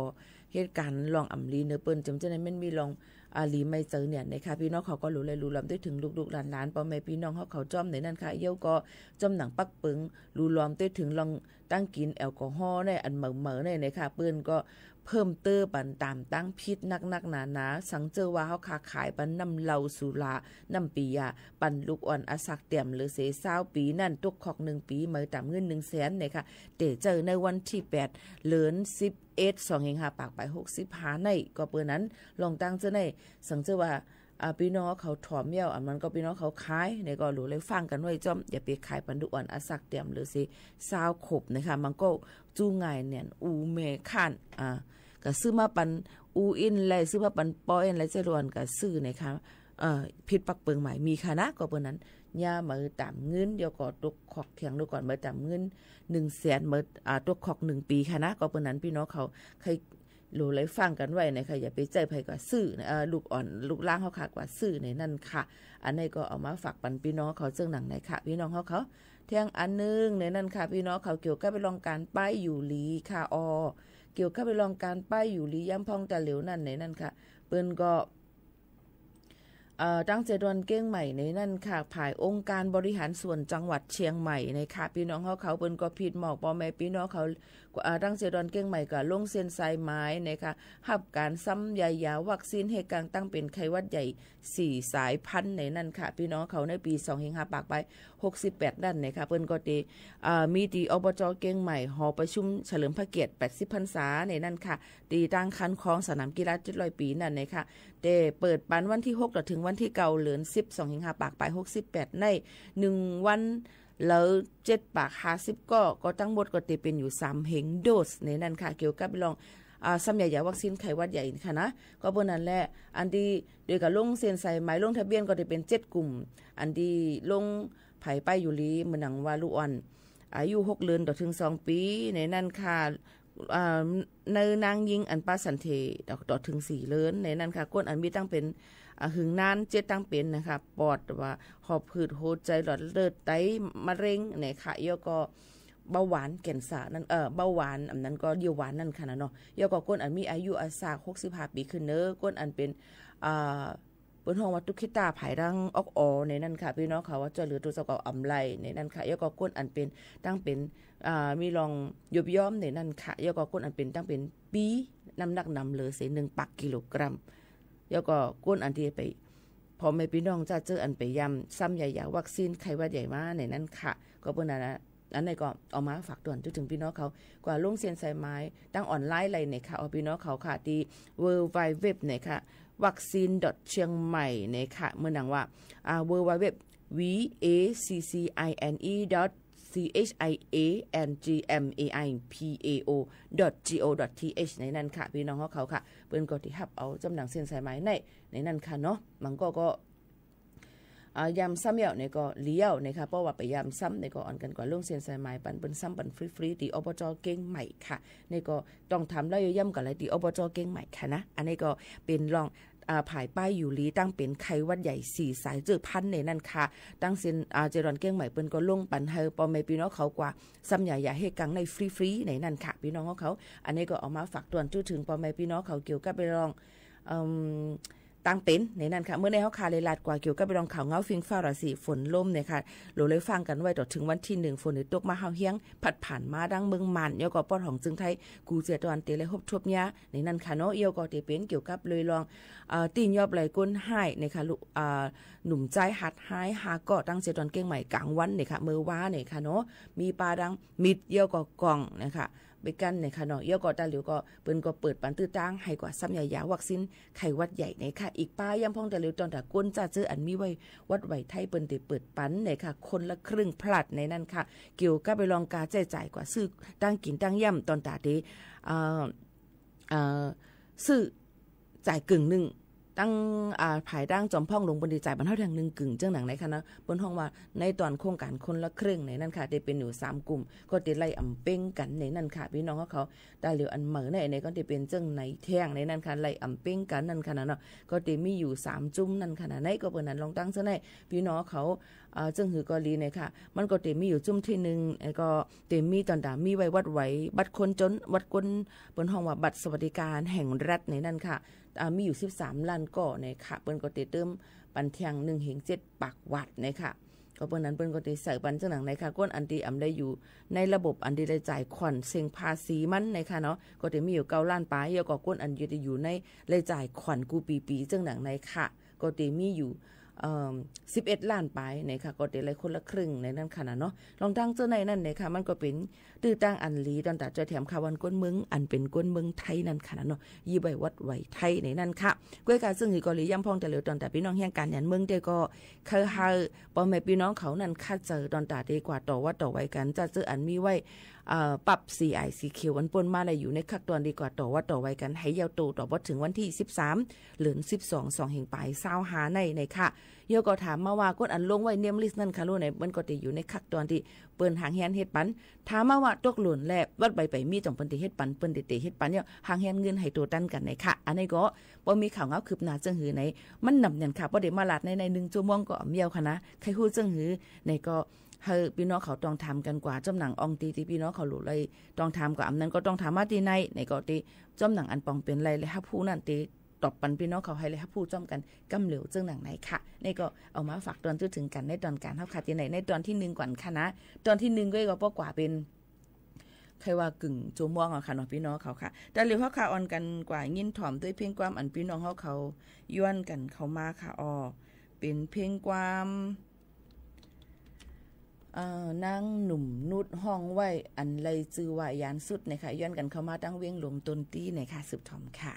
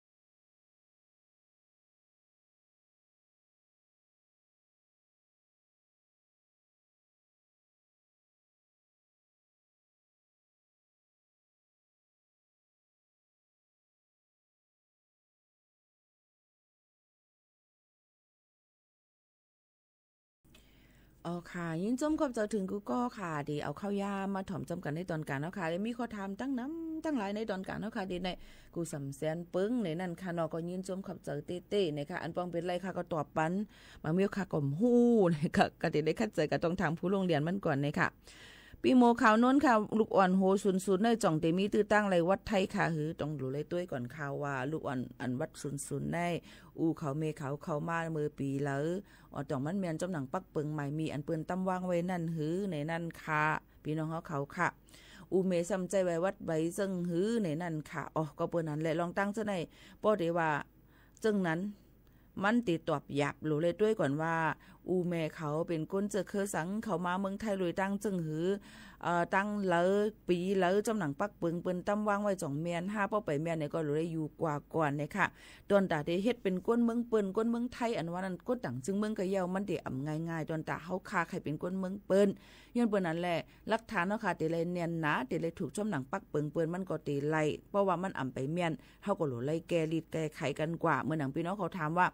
เขาค่ะเป็นกลุ่มชาติพันธุ์ชาติอื่นชนกลุ่มน้อยอื่นๆจำจะได้อีหยังแน่เนาะหรือเลยแกลิดจ่องเปิ้นได้แก้ปันเปิ้นแก้ปันค่ะไว้กาหรือเลยกว่าต้องถามตีลุ่มใจเว้งนั่นว่ามันอยู่ในคักตอนจึงคือบางทีเปิ้นก็ได้เฮ็ดปันต่างดาวถาวรบางทีเปิ้นก็ได้ว่าอันนี้ไปฮับเพชรเปิ้นได้เป็นปันจังนั้นเนี่ยมันได้มีเจเว้งนึงและเจเว้งนึงอำเภอนึงและอำเภอนึงได้อำเหมือนกันก็เปิ้นนั้นหรือเลยกว่าต้องถามตีลุ่มใจเว้งตีลอยตัวเฮากำสื่อตีไรขอตอบอันลีเลอเซเปิ้นในนั่นค่ะบ่แม่พี่ๆน้องๆเฮาเขาค่ะนะในก็เกี่ยวกับไปลองวัดไว้ในค่ะเนาะพี่น้องเขาค่ะแต่เหลียวนั่นก็มีปัญหาหลายรองหลายอันเกี่ยวกับไปลองว่าการกินเงินกินจิกตอกจอกเนื้อกันในแกกลางลองวัดลองไว้จำเจ้าในเสเฮ็ดให้ลองการเหตุการณ์หลายๆตีก็ให้เหมือนทางได้กึดกว่าจำเจ้าในค่ะเนาะเยาก็หรือเลยกดแจกดทัดด้วยบางทีก็ติง่ายแง้มขึ้นมาจึงหนังในค่ะอันนี้ก็มันก็อยู่ที่ว่าเจเว้งหรือเจเว้งนั่นก็บอกว่าตั้งปอดของจึงไทยเอามาได้เป็นเมืองฝางเอามาได้เป็นดังเป้งหลวงตั้งเวียงแหงตั้งเก้งลาวจำเจ้าในค่ะจือเสียงลือหลังเกี่ยวกับไปลองวัดไปลองตั้งเจ้าในเนี่ยในค่ะเนาะพี่น้องเขาก็ถ่อมได้ข่าวเงาให้ขึ้นตั้นจำกันเนี่ยก็ต้องทำคนนั้นอยู่ในปอกในหย่อมในหวานเท่าคันนั้นมันก็เตลีเลอเสเปิ้นในนั่นค่ะว่าไม่พี่น้องเขาอันนี้ก็เอามาฝากเตือนถึงกันในแจ้งวัดลองวัดไว้เจ้าหนังไหนในค่ะพี่น้องเขาคำเดียวค่ะมาตัวแทงในนั่นค่ะพี่น้องเขาค่ะข่าวเงาเกี่ยวกับไปลองตียอบเลยยาเมากำก็มีน้ำเหลืองเนี่ยในค่ะเนาะย้อนเปิดสั่งล่ะย้อนเปิดว่าลองยาเมากำในค่ะเปิ้นก็ตียอบอยู่กูวันเยาก็มังก็ตียอบไหลน้ำในค่ะเมื่อหนังดังจึงจะดอนดังเก้งใหม่เจ้าในก็เอาหลักต่อต่างมาในรถในกาโกเฮเจ้าหน้าที่เขาจำเจ้าในก็มีบ้าอันในก็หลุดเลยฟังกันไว้เจ้าหน้าที่เปิ้นก็ตียอบไปสืบจ้อมเอากว่าต่อพอถึงเงินเงามันนั่นจึงหนังในค่ะพี่น้องเขาค่ะอันนี้ก็เอามาฝากปันเฮาเลยยินถ่อมจำกันให้เลยเงื้องเวในนั่นค่ะพี่น้องเขาค่ะฝากปันพี่น้องเขาจึงหนังในค่ะหรือเลยใจถ่อมด้วยแทงเพียงความอันย้อนกันเข้ามานั่นรู้กวนค่ะพี่น้องเขาค่ะเดี๋ยวเป็นเพียงความย้อนมานั่นเป็นเพียงความว่าคือเขาก็กอบสั่งในค่ะเนาะอันย้อนมาเปิดปันค่ะนะเพียงความสายฝนใจจึงหันยามยินค่ะนะหาหันค่ะเนาะยามยินจะสายฝนใจจึงหันในเต็มมีใจหันเลี้ยงกล้วยเนี่ยค่ะเพราะว่าพี่น้องเขาเตรียมจื้อก้นห้องมันนั้นก็จื้อความมันพิษเนี่ยค่ะก็เต็มจังเปิดปันให้เลยทอมย้อนเปิดสังย้อนบอกว่ามันเต็มเมียนกันตั้งอันพี่น้องเขาย้อนมานั่นใคร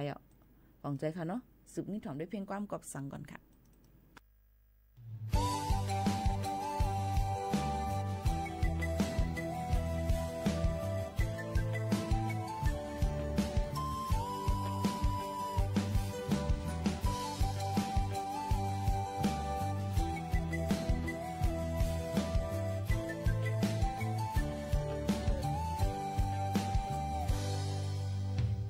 นางน้องอยู่เลย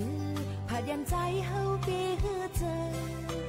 กางเจอน้องสาวอ่านคือทำยาหบทบเก็บกำเนิดมองข้าวเฮืออยู่เนื้อเจอน้องอยากขันจมสู้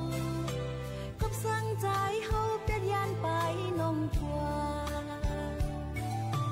ใจมือมีอยู่เลย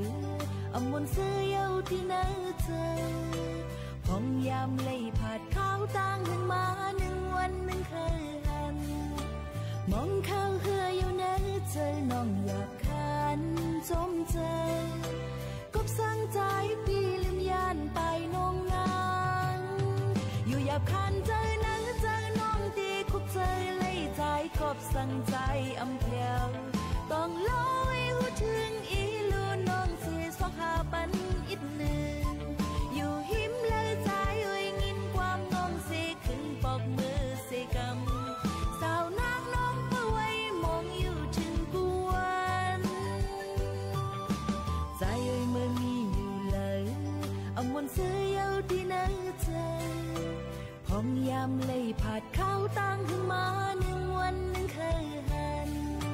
มองข้าวเหืออยู่ในใจน้องหยาบคันจมใจกับสร้างใจปีลืมยันไปน้องนางอยู่หยาบคันใจนะใจน้องตีคุกใจเลยใจกับสร้างใจอำเพียว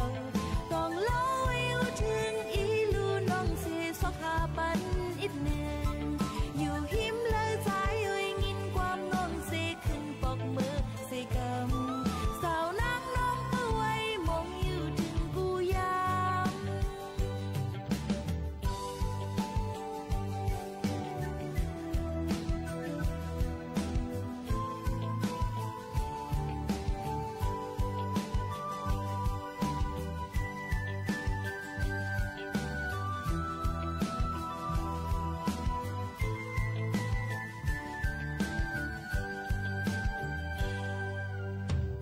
นางน้องอยู่เลยพาเรียนใจเฮาเบียเฮือเจอกางเจอน้องสาวอ่านคือทมยาหบทบเก็บกำเนิด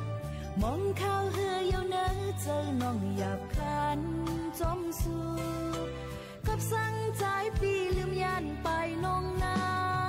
งอยู่หยาบคันเจอนังเจอน้องตีคุกใจเลยใจกับสั่งใจอำเภอต้องเล่าถึงอีลูน้องเสียสวกหาปันอีกหนึ่งอยู่หิมเลยใจเอ้ยงินความน้องเสียขึ้นปอกมือเสียก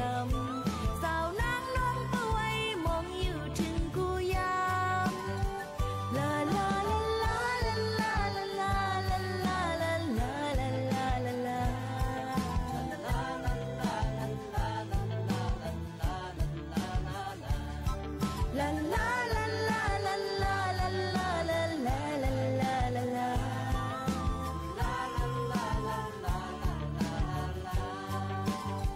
อยู่หยาบคันเจอนังเจอน้องตีคุกใจเลยใจกับสั่งใจอำเพียว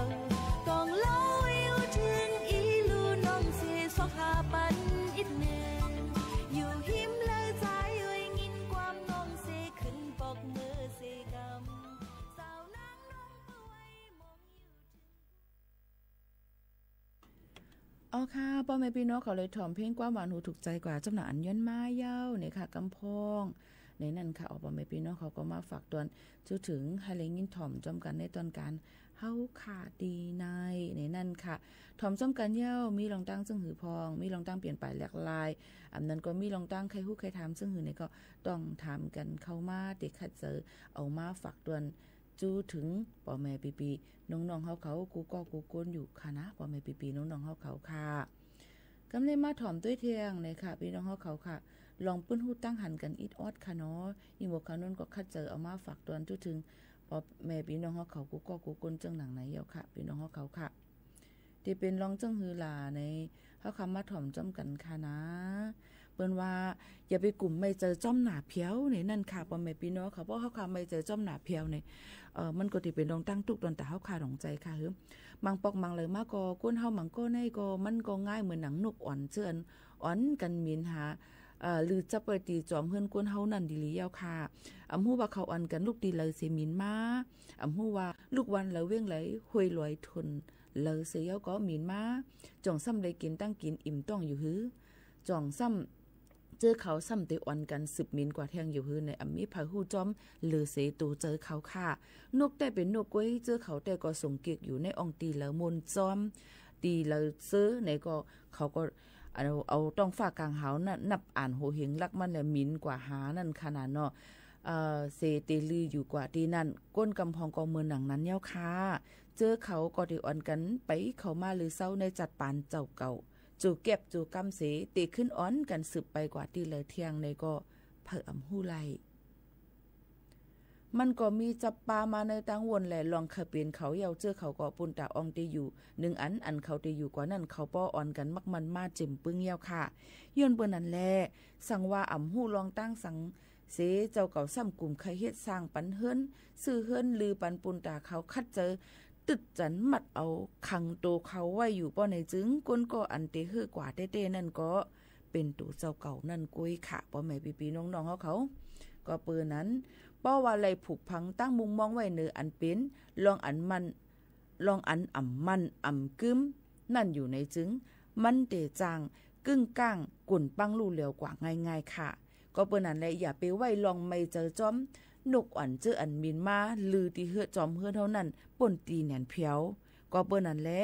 ลวงมังลวงมานั่นไหนค่ะป้อว่าเฮาคากลุ่มเฮ็ดปันจึงนั้นจึงไหนกลุ่มไม่เจอตอนตาเขาในอันที่เข้าหัวเขาดีกว่าที่สุดที่แล้วก็กะลองยังอ่านอันเฮาเฮ็ดอยู่นั่นแลเฮาใครไปใครเปลี่ยนอยู่นั่นนี่ดีกว่าจันเขาหน่องเขามาไว้อยู่จอมเฮาก็อำไรเหมือนกันในนั้นค่ะก็เพราะนั้นอย่าไปไม่ใจจ้อมเปิ้นเหนียนเพียวหรือเลยเฮ็ดได้ตัวเจ้าเก่ามีตั้งซื้อยก็อำตุ้มเตอเผาจังได๋ลีเหลือเสเปิ้นเย้าจังหนังไหนค่ะอันนี้ก็ออกมาฝากตวนเป็นเปิ้นฮู้ตั้งหันตอนนึงฝากตวนถึงพ่อแม่ปีๆน้องๆเฮาเขาให้ได้ยินถ่อมจำกันจังหนังไหนค่ะอ้อจงเจ็บผ้าโหเจอในนั้นค่ะมีพี่น้องเขาย้อนมาสืบถ่อมค่ะ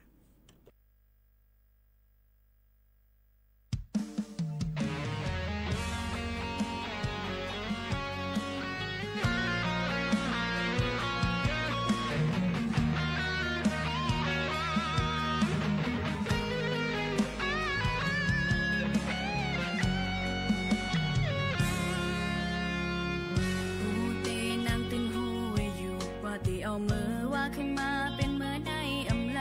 อย่าไปว่าวันซื่นนั้นยาวลานั้นสำคัญไว้ไกลๆโกยกาก็สั่งนางติดมาวนเก็บใส่ในใจให้เสียเจ็บสองปาเจ็บเขียนปอหาโหเจอเป็นว่าเฮาหากคนก็อันหักเฮาก็สั่งเลิกความมาเข้ามาแบ่งคนก็อันมือหักเปิ้นเฮ็ดและยาวสำลักยอมเสียลายก็เก่าคืนได้วันหลังเสปอกมาขึ้นจูก็ฮักเฮาในก็ซ้ำตอกลืนเปิ้นเฮ็ดเป็นปล่อยก้นเกินกบกูกินแค่แปดเยาลูแต่อยู่แค้นเสเอามายืนจูก็เฮาฮักในเปิ้นซ้ำปอตำวางเป็ดเฮาเสเฮ็ดไล่ต่อเนื้อเฮาเยาจองเจ็บหาโหเจอ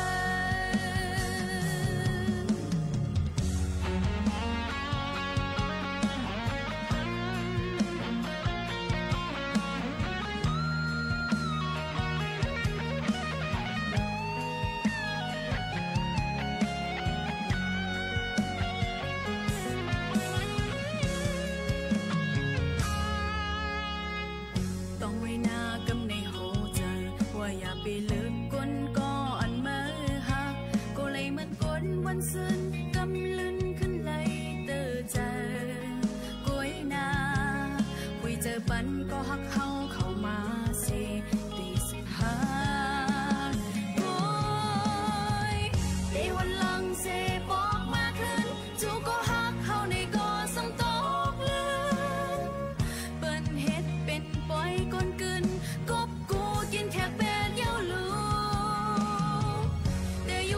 เสเอามายืนจูก็เฮาหักในเปิ้นซ้ำปอลืมตำวางเป็ดเฮาเสเฮ็ดไล่ต่อเนื้อเฮาเยาจองเจ็บหาโหเจอเอวลังเสบอกมาขึ้นจูก็หักเฮาในก็ซ้ำตอกลืมเปิ้นเฮ็ดเป็นปล่อยก้นกึนกบกูกินแค่แปดเยาลู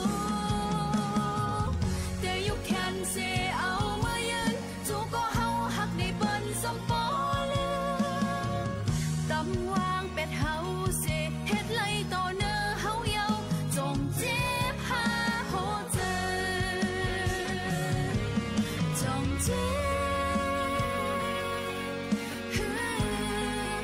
จงเจ็บหาโหเจอ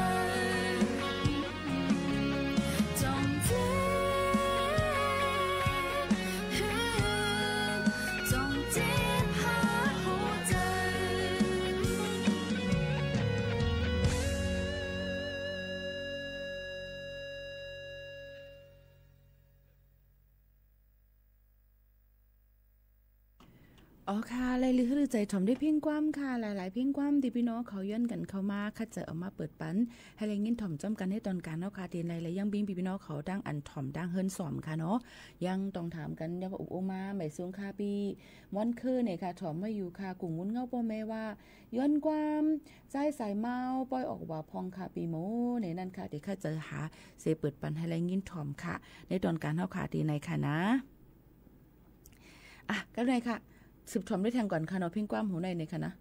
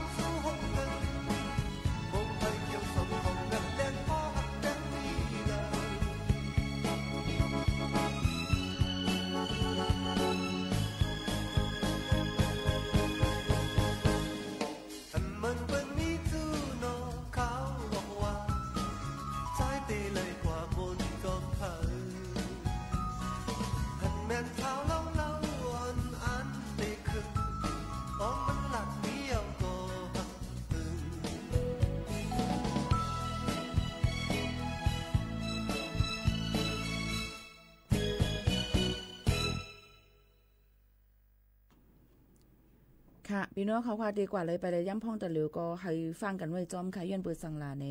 ย้อนเปิดว่าตาเหลียวตั้งเซนตาสายตั้งมือเข้าย่ำ10 โมงไปนั่นวันเหมือนในนั่นเนี่ยค่ะตั้งแยกป่าแปเนี่ยค่ะตอนที่ถึงบ้านป่าจี้แม่หอมแม่เสลียงจะตอนแม่ห้องสอนนั่นต้นไม้ล่มกลเต็งใส่เสาไฟเนี่ยค่ะกีดขวางเส้นตาสายตั้งรถอ่ำจังกว่าม้าไหลพี่น้องเขาก็ที่ออกข้าวตั้งกว่าตั้งไหลหรือเลยถอมข่าวถอมเงากันจ้อมในนั่นค่ะอันนี้ก็มาฝากปันพี่น้องเขาจังหนังไหนค่ะเนาะตั้งแม่ห้องสอนในนั่นค่ะออกพี่น้องเขาค่ะ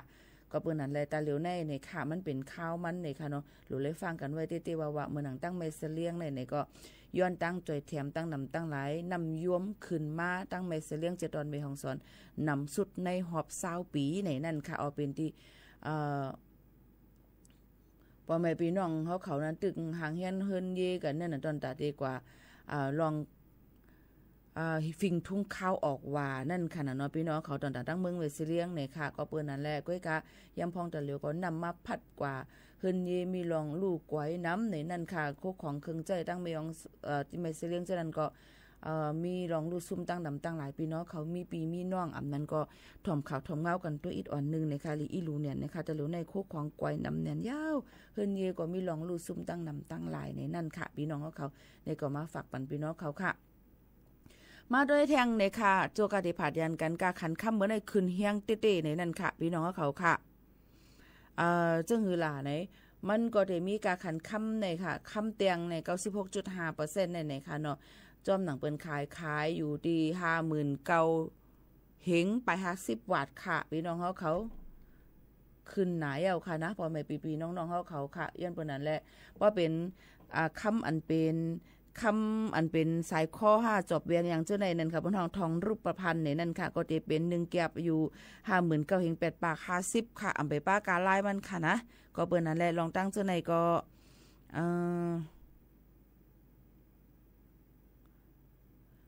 หลูเลยฟังแล้วก็เพราะว่ามีเงินมีคำเนี่ยก็เก็บไว้ในค่ะเนาะพี่น้องเขาค่ะตอนตาเตหางเฮียนกันนู้นไว้ในค่ะเนาะแต่เหลียวในมือกูปอกมือ20ปีป่นมาคำ1เก็บใน5เฮง5,000 บาทเงินไทยตาเหลียวใน 50,000 ไปจำ60,000เนี่ยค่ะพี่น้องเขาสังเจอ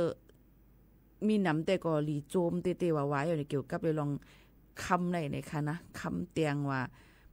ค่าเด็กๆกว่าซื้ออยู่ค่ะปีก็คัดใจกว่าซื้อในค่ะเนาะคันค่ำก็มันได้ขึ้นลงก็หมอก150 200 300 400มันก็อยู่ดีหุ่นกัน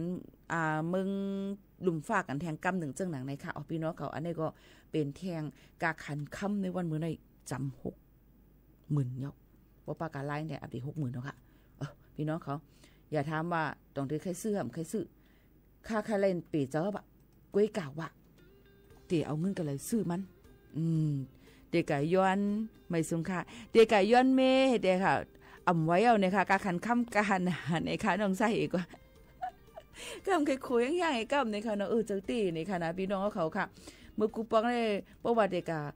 ป้อปนแต่ปังมิงกบกูกันนั่นในต้องใจค่ะเปิ้นก็ได้ย้อนกันว่า5วัตต์10วัตต์6วัตต์รู้เลยนำเนี่ยเนาะค่ะเนาะก็ป๋องว่ามันเข้มมังก็เปิ้นมักมีหรือนั่นเปิ้นก็ได้มีเป็นปากเป็นจ้อยค่ะเนาะก้อยกะว่ามือกูปอกในเฮาได้ปันสายข้อซื้อไว้เฮามันซื้อไว้จังไหนค่ะเนาะเอาก็ย้อนเมให้ไหนค่ะเปิ้นก็ได้มีโคตวนโคย้อนปันกันกะคอมน้ำนมต้องใจเงินการนานค่ำการนายแต่เหลียวในค่ำ1เกียบไว้ไหนก็อะโลเนาะค่ำ1เกียบเพราะจำกึ่งแสนกึ่งแสนทำหลูเซงกา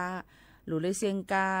กางกินตั้งย่ำกาอันนั้นกาอันในกาพรีเวดดิ้งกาถ่ายแค่พังโอ้ยนำเนี่ยนะคะเนาะก้อยกาตาเหลียวเนี่ยมันบ่อย่าบ่สังเกตว่าไล่เจอกันใน AI เฮ็ดปันหมดค่ะพี่น้องเขาเกี่ยวกับได้ลองแค่พังกะเฮาว่าเนี่ยแค่พังวิดีโอเนี่ย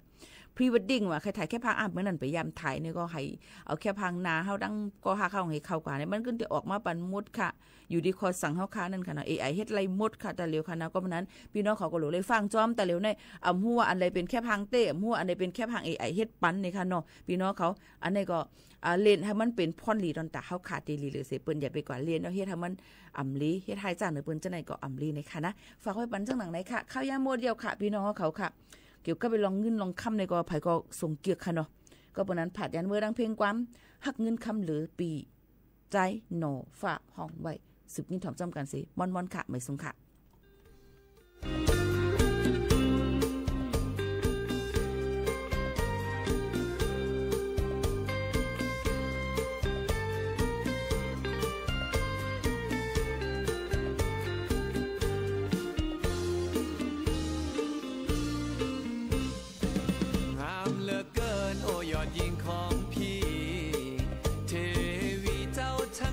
เชิดฉันปากคิ้วข้างสองปรางแจ่มจันทร์เทพได้ในฝันจากสวรรค์ลงมาให้ชาวโลกต่างหมายปองพี่ยังต้องเสน่หา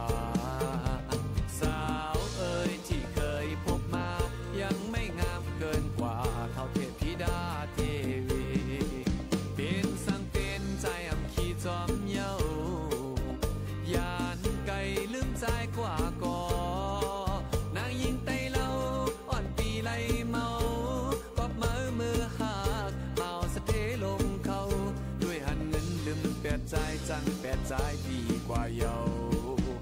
สาวเอ๋ยอำมอหักเกิมหันก็ละหักว่าจะสุนัขยิ่งเป็นหำโอ้ปวดใจเหมือนเมาปีเฮาในสู่หาด้วยแลอำเมินหักเต้เต้อำเอาเล่นโกยสู้ดองไว้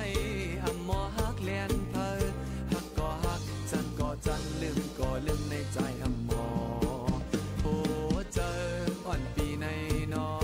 มอหักเตหักอยู่โกสุนางยิ่งเตเยา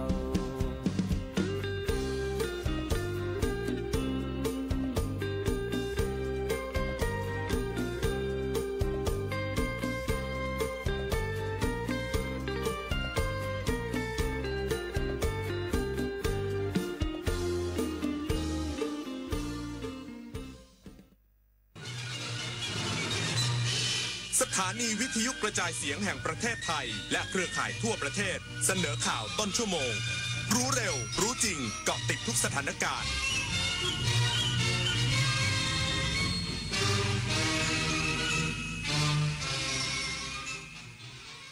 รับฟังข่าวต้นชั่วโมง 23 นาฬิกากับอานนท์ นันตะสุคนครับคณะรัฐมนตรีอนุมัติงบประมาณกว่า 20,000 ล้านบาทเพิ่มวงเงินบัตรสวัสดิการแห่งรัฐเริ่มจ่ายเดือนพฤศจิกายนถึงธันวาคมนี้อีกสักครู่กลับมาติดตามรายละเอียดครับ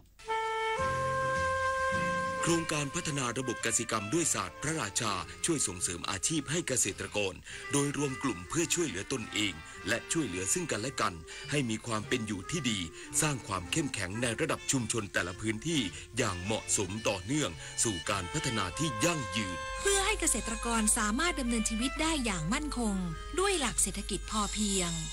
ศาสตร์พระราชาปวงประชาเปี่ยมสุขอาชญากรรมออนไลน์ความท้าทายและโจทย์ใหญ่ของประชาคมอาเซียนที่ต้องผนึกกำลังกันรับมือภัยไซเบอร์ในภูมิภาคผ่านกรอบความร่วมมือสู่โรดแมพ 4P Preventing ป้องกันการแทรกซึมขององค์กรอาชญากรรม Pursuing นำคนผิดเข้าสู่กระบวนการยุติธรรม Protecting ปกป้องเหยื่อและกลุ่มเปราะบาง Promoting เสริมพลังความร่วมมือทุกระดับร่วมสร้างภูมิภาคที่ปลอดภัยไร้พรมแดนและเข้มแข็งไปด้วยกันอายุเข้าเลข 6 แล้วจะเริ่มต้นอาชีพใหม่ได้ไหมนะได้สิครับผู้สูงอายุ60 ปีขึ้นไปที่ยังมีไฟสามารถกู้ยืมเงินทุนประกอบอาชีพกับกองทุนผู้สูงอายุได้ไม่เกิน 30,000 บาทต่อคนหรือ 100,000 บาทต่อกลุ่มผ่อน3 ปีไม่มีดอกเบี้ยพร้อมก้าวสู่การเริ่มต้นอีกครั้งอย่างมั่นคงดีจังเลยแบบนี้จะได้เปิดร้านเล็กๆอย่างที่ฝันไว้สักทีเงินทุนปลอดดอกเบี้ยกับกองทุนผู้สูงอายุสอบถามเพิ่มเติมได้ที่กรมกิจการผู้สูงอายุ1300เยาวชนคือพลังสำคัญในการขับเคลื่อนอาเซียนไปข้างหน้าประเทศไทยพร้อมสนับสนุนเครือข่ายเยาวชนอาเซียนให้แข็งแรงเป็นมิตรและรวมพลังด้วยการสนับสนุนเครื่องมือดิจิทัลและพื้นที่ให้เยาวชนได้แสดงออกลงทุนในโครงการพัฒนาเยาวชนสนับสนุนความร่วมมือข้ามพรมแดนและส่งเสริมการเข้าถึงการศึกษาทักษะสำหรับอนาคตอย่างเท่าเทียมเยาวชนอาเซียนคือพลังสร้างอนาคตคณะรัฐมนตรีอนุมัติงบประมาณกว่า 20,000 ล้านบาทเพิ่มวงเงินบัตรสวัสดิการแห่งรัฐและขยายเวลามาตรการลดค่าโดยสารรถไฟฟ้าสายสีแดงและสายสีม่วงต่อไปจนถึงวันที่ 30 พฤศจิกายนนายสิริพงษ์อังคสกุลเกียรติโฆษกประจำสำนักนายกรัฐมนตรีเปิดเผยว่าคณะรัฐมนตรีมีมติเห็นชอบโครงการเพิ่มวงเงินสวัสดิการให้แก่ผู้มีบัตรสวัสดิการแห่งรัฐปี 2568 ตามที่คณะกรรมการประชารัฐสวัสดิการเพื่อเศรษฐกิจฐานรากและสังคมกระทรวงการคลังเสนอโดยกำหนดเพิ่มวงเงินค่าซื้อสินค้าอุปโภคบริโภคและสินค้าจำเป็นผ่านกองทุนประชารัฐสวัสดิการจำนวน850 บาทต่อคนต่อเดือนเป็นระยะเวลา2 เดือนตั้งแต่เดือนพฤศจิกายนถึงธันวาคม 2568 รวมทั้งสิ้น 1,700 บาทต่อคนครอบคลุมกลุ่มเป้าหมายตามฐานข้อมูลโครงการลงทะเบียนเพื่อสวัสดิการแห่งรัฐปี 2565 จำนวนไม่เกิน 13,400,000 คนสำหรับงบประมาณดำเนินโครงการขอรับการจัดสรรจากงบกลางรายการเงินสำรองจ่ายเพื่อกรณีฉุกเฉินหรือจำเป็นประจำปีงบประมาณพ.ศ. 2568 จำนวน 22,780 ล้านบาทจัดสรรให้สำนักงานปลัดกระทรวงการคลังดำเนินการคาดว่าจะ ช่วยให้ GDP ขยายตัวเพิ่มขึ้นประมาณร้อยละ 0.07 ถึง 0.08 ต่อปี นอกจากนี้ที่ประชุมยังมีมติเห็นชอบให้ขยายระยะเวลาการจัดเก็บค่าโดยสารรถไฟฟ้าสายชานเมืองสีแดงและสายสีม่วงใน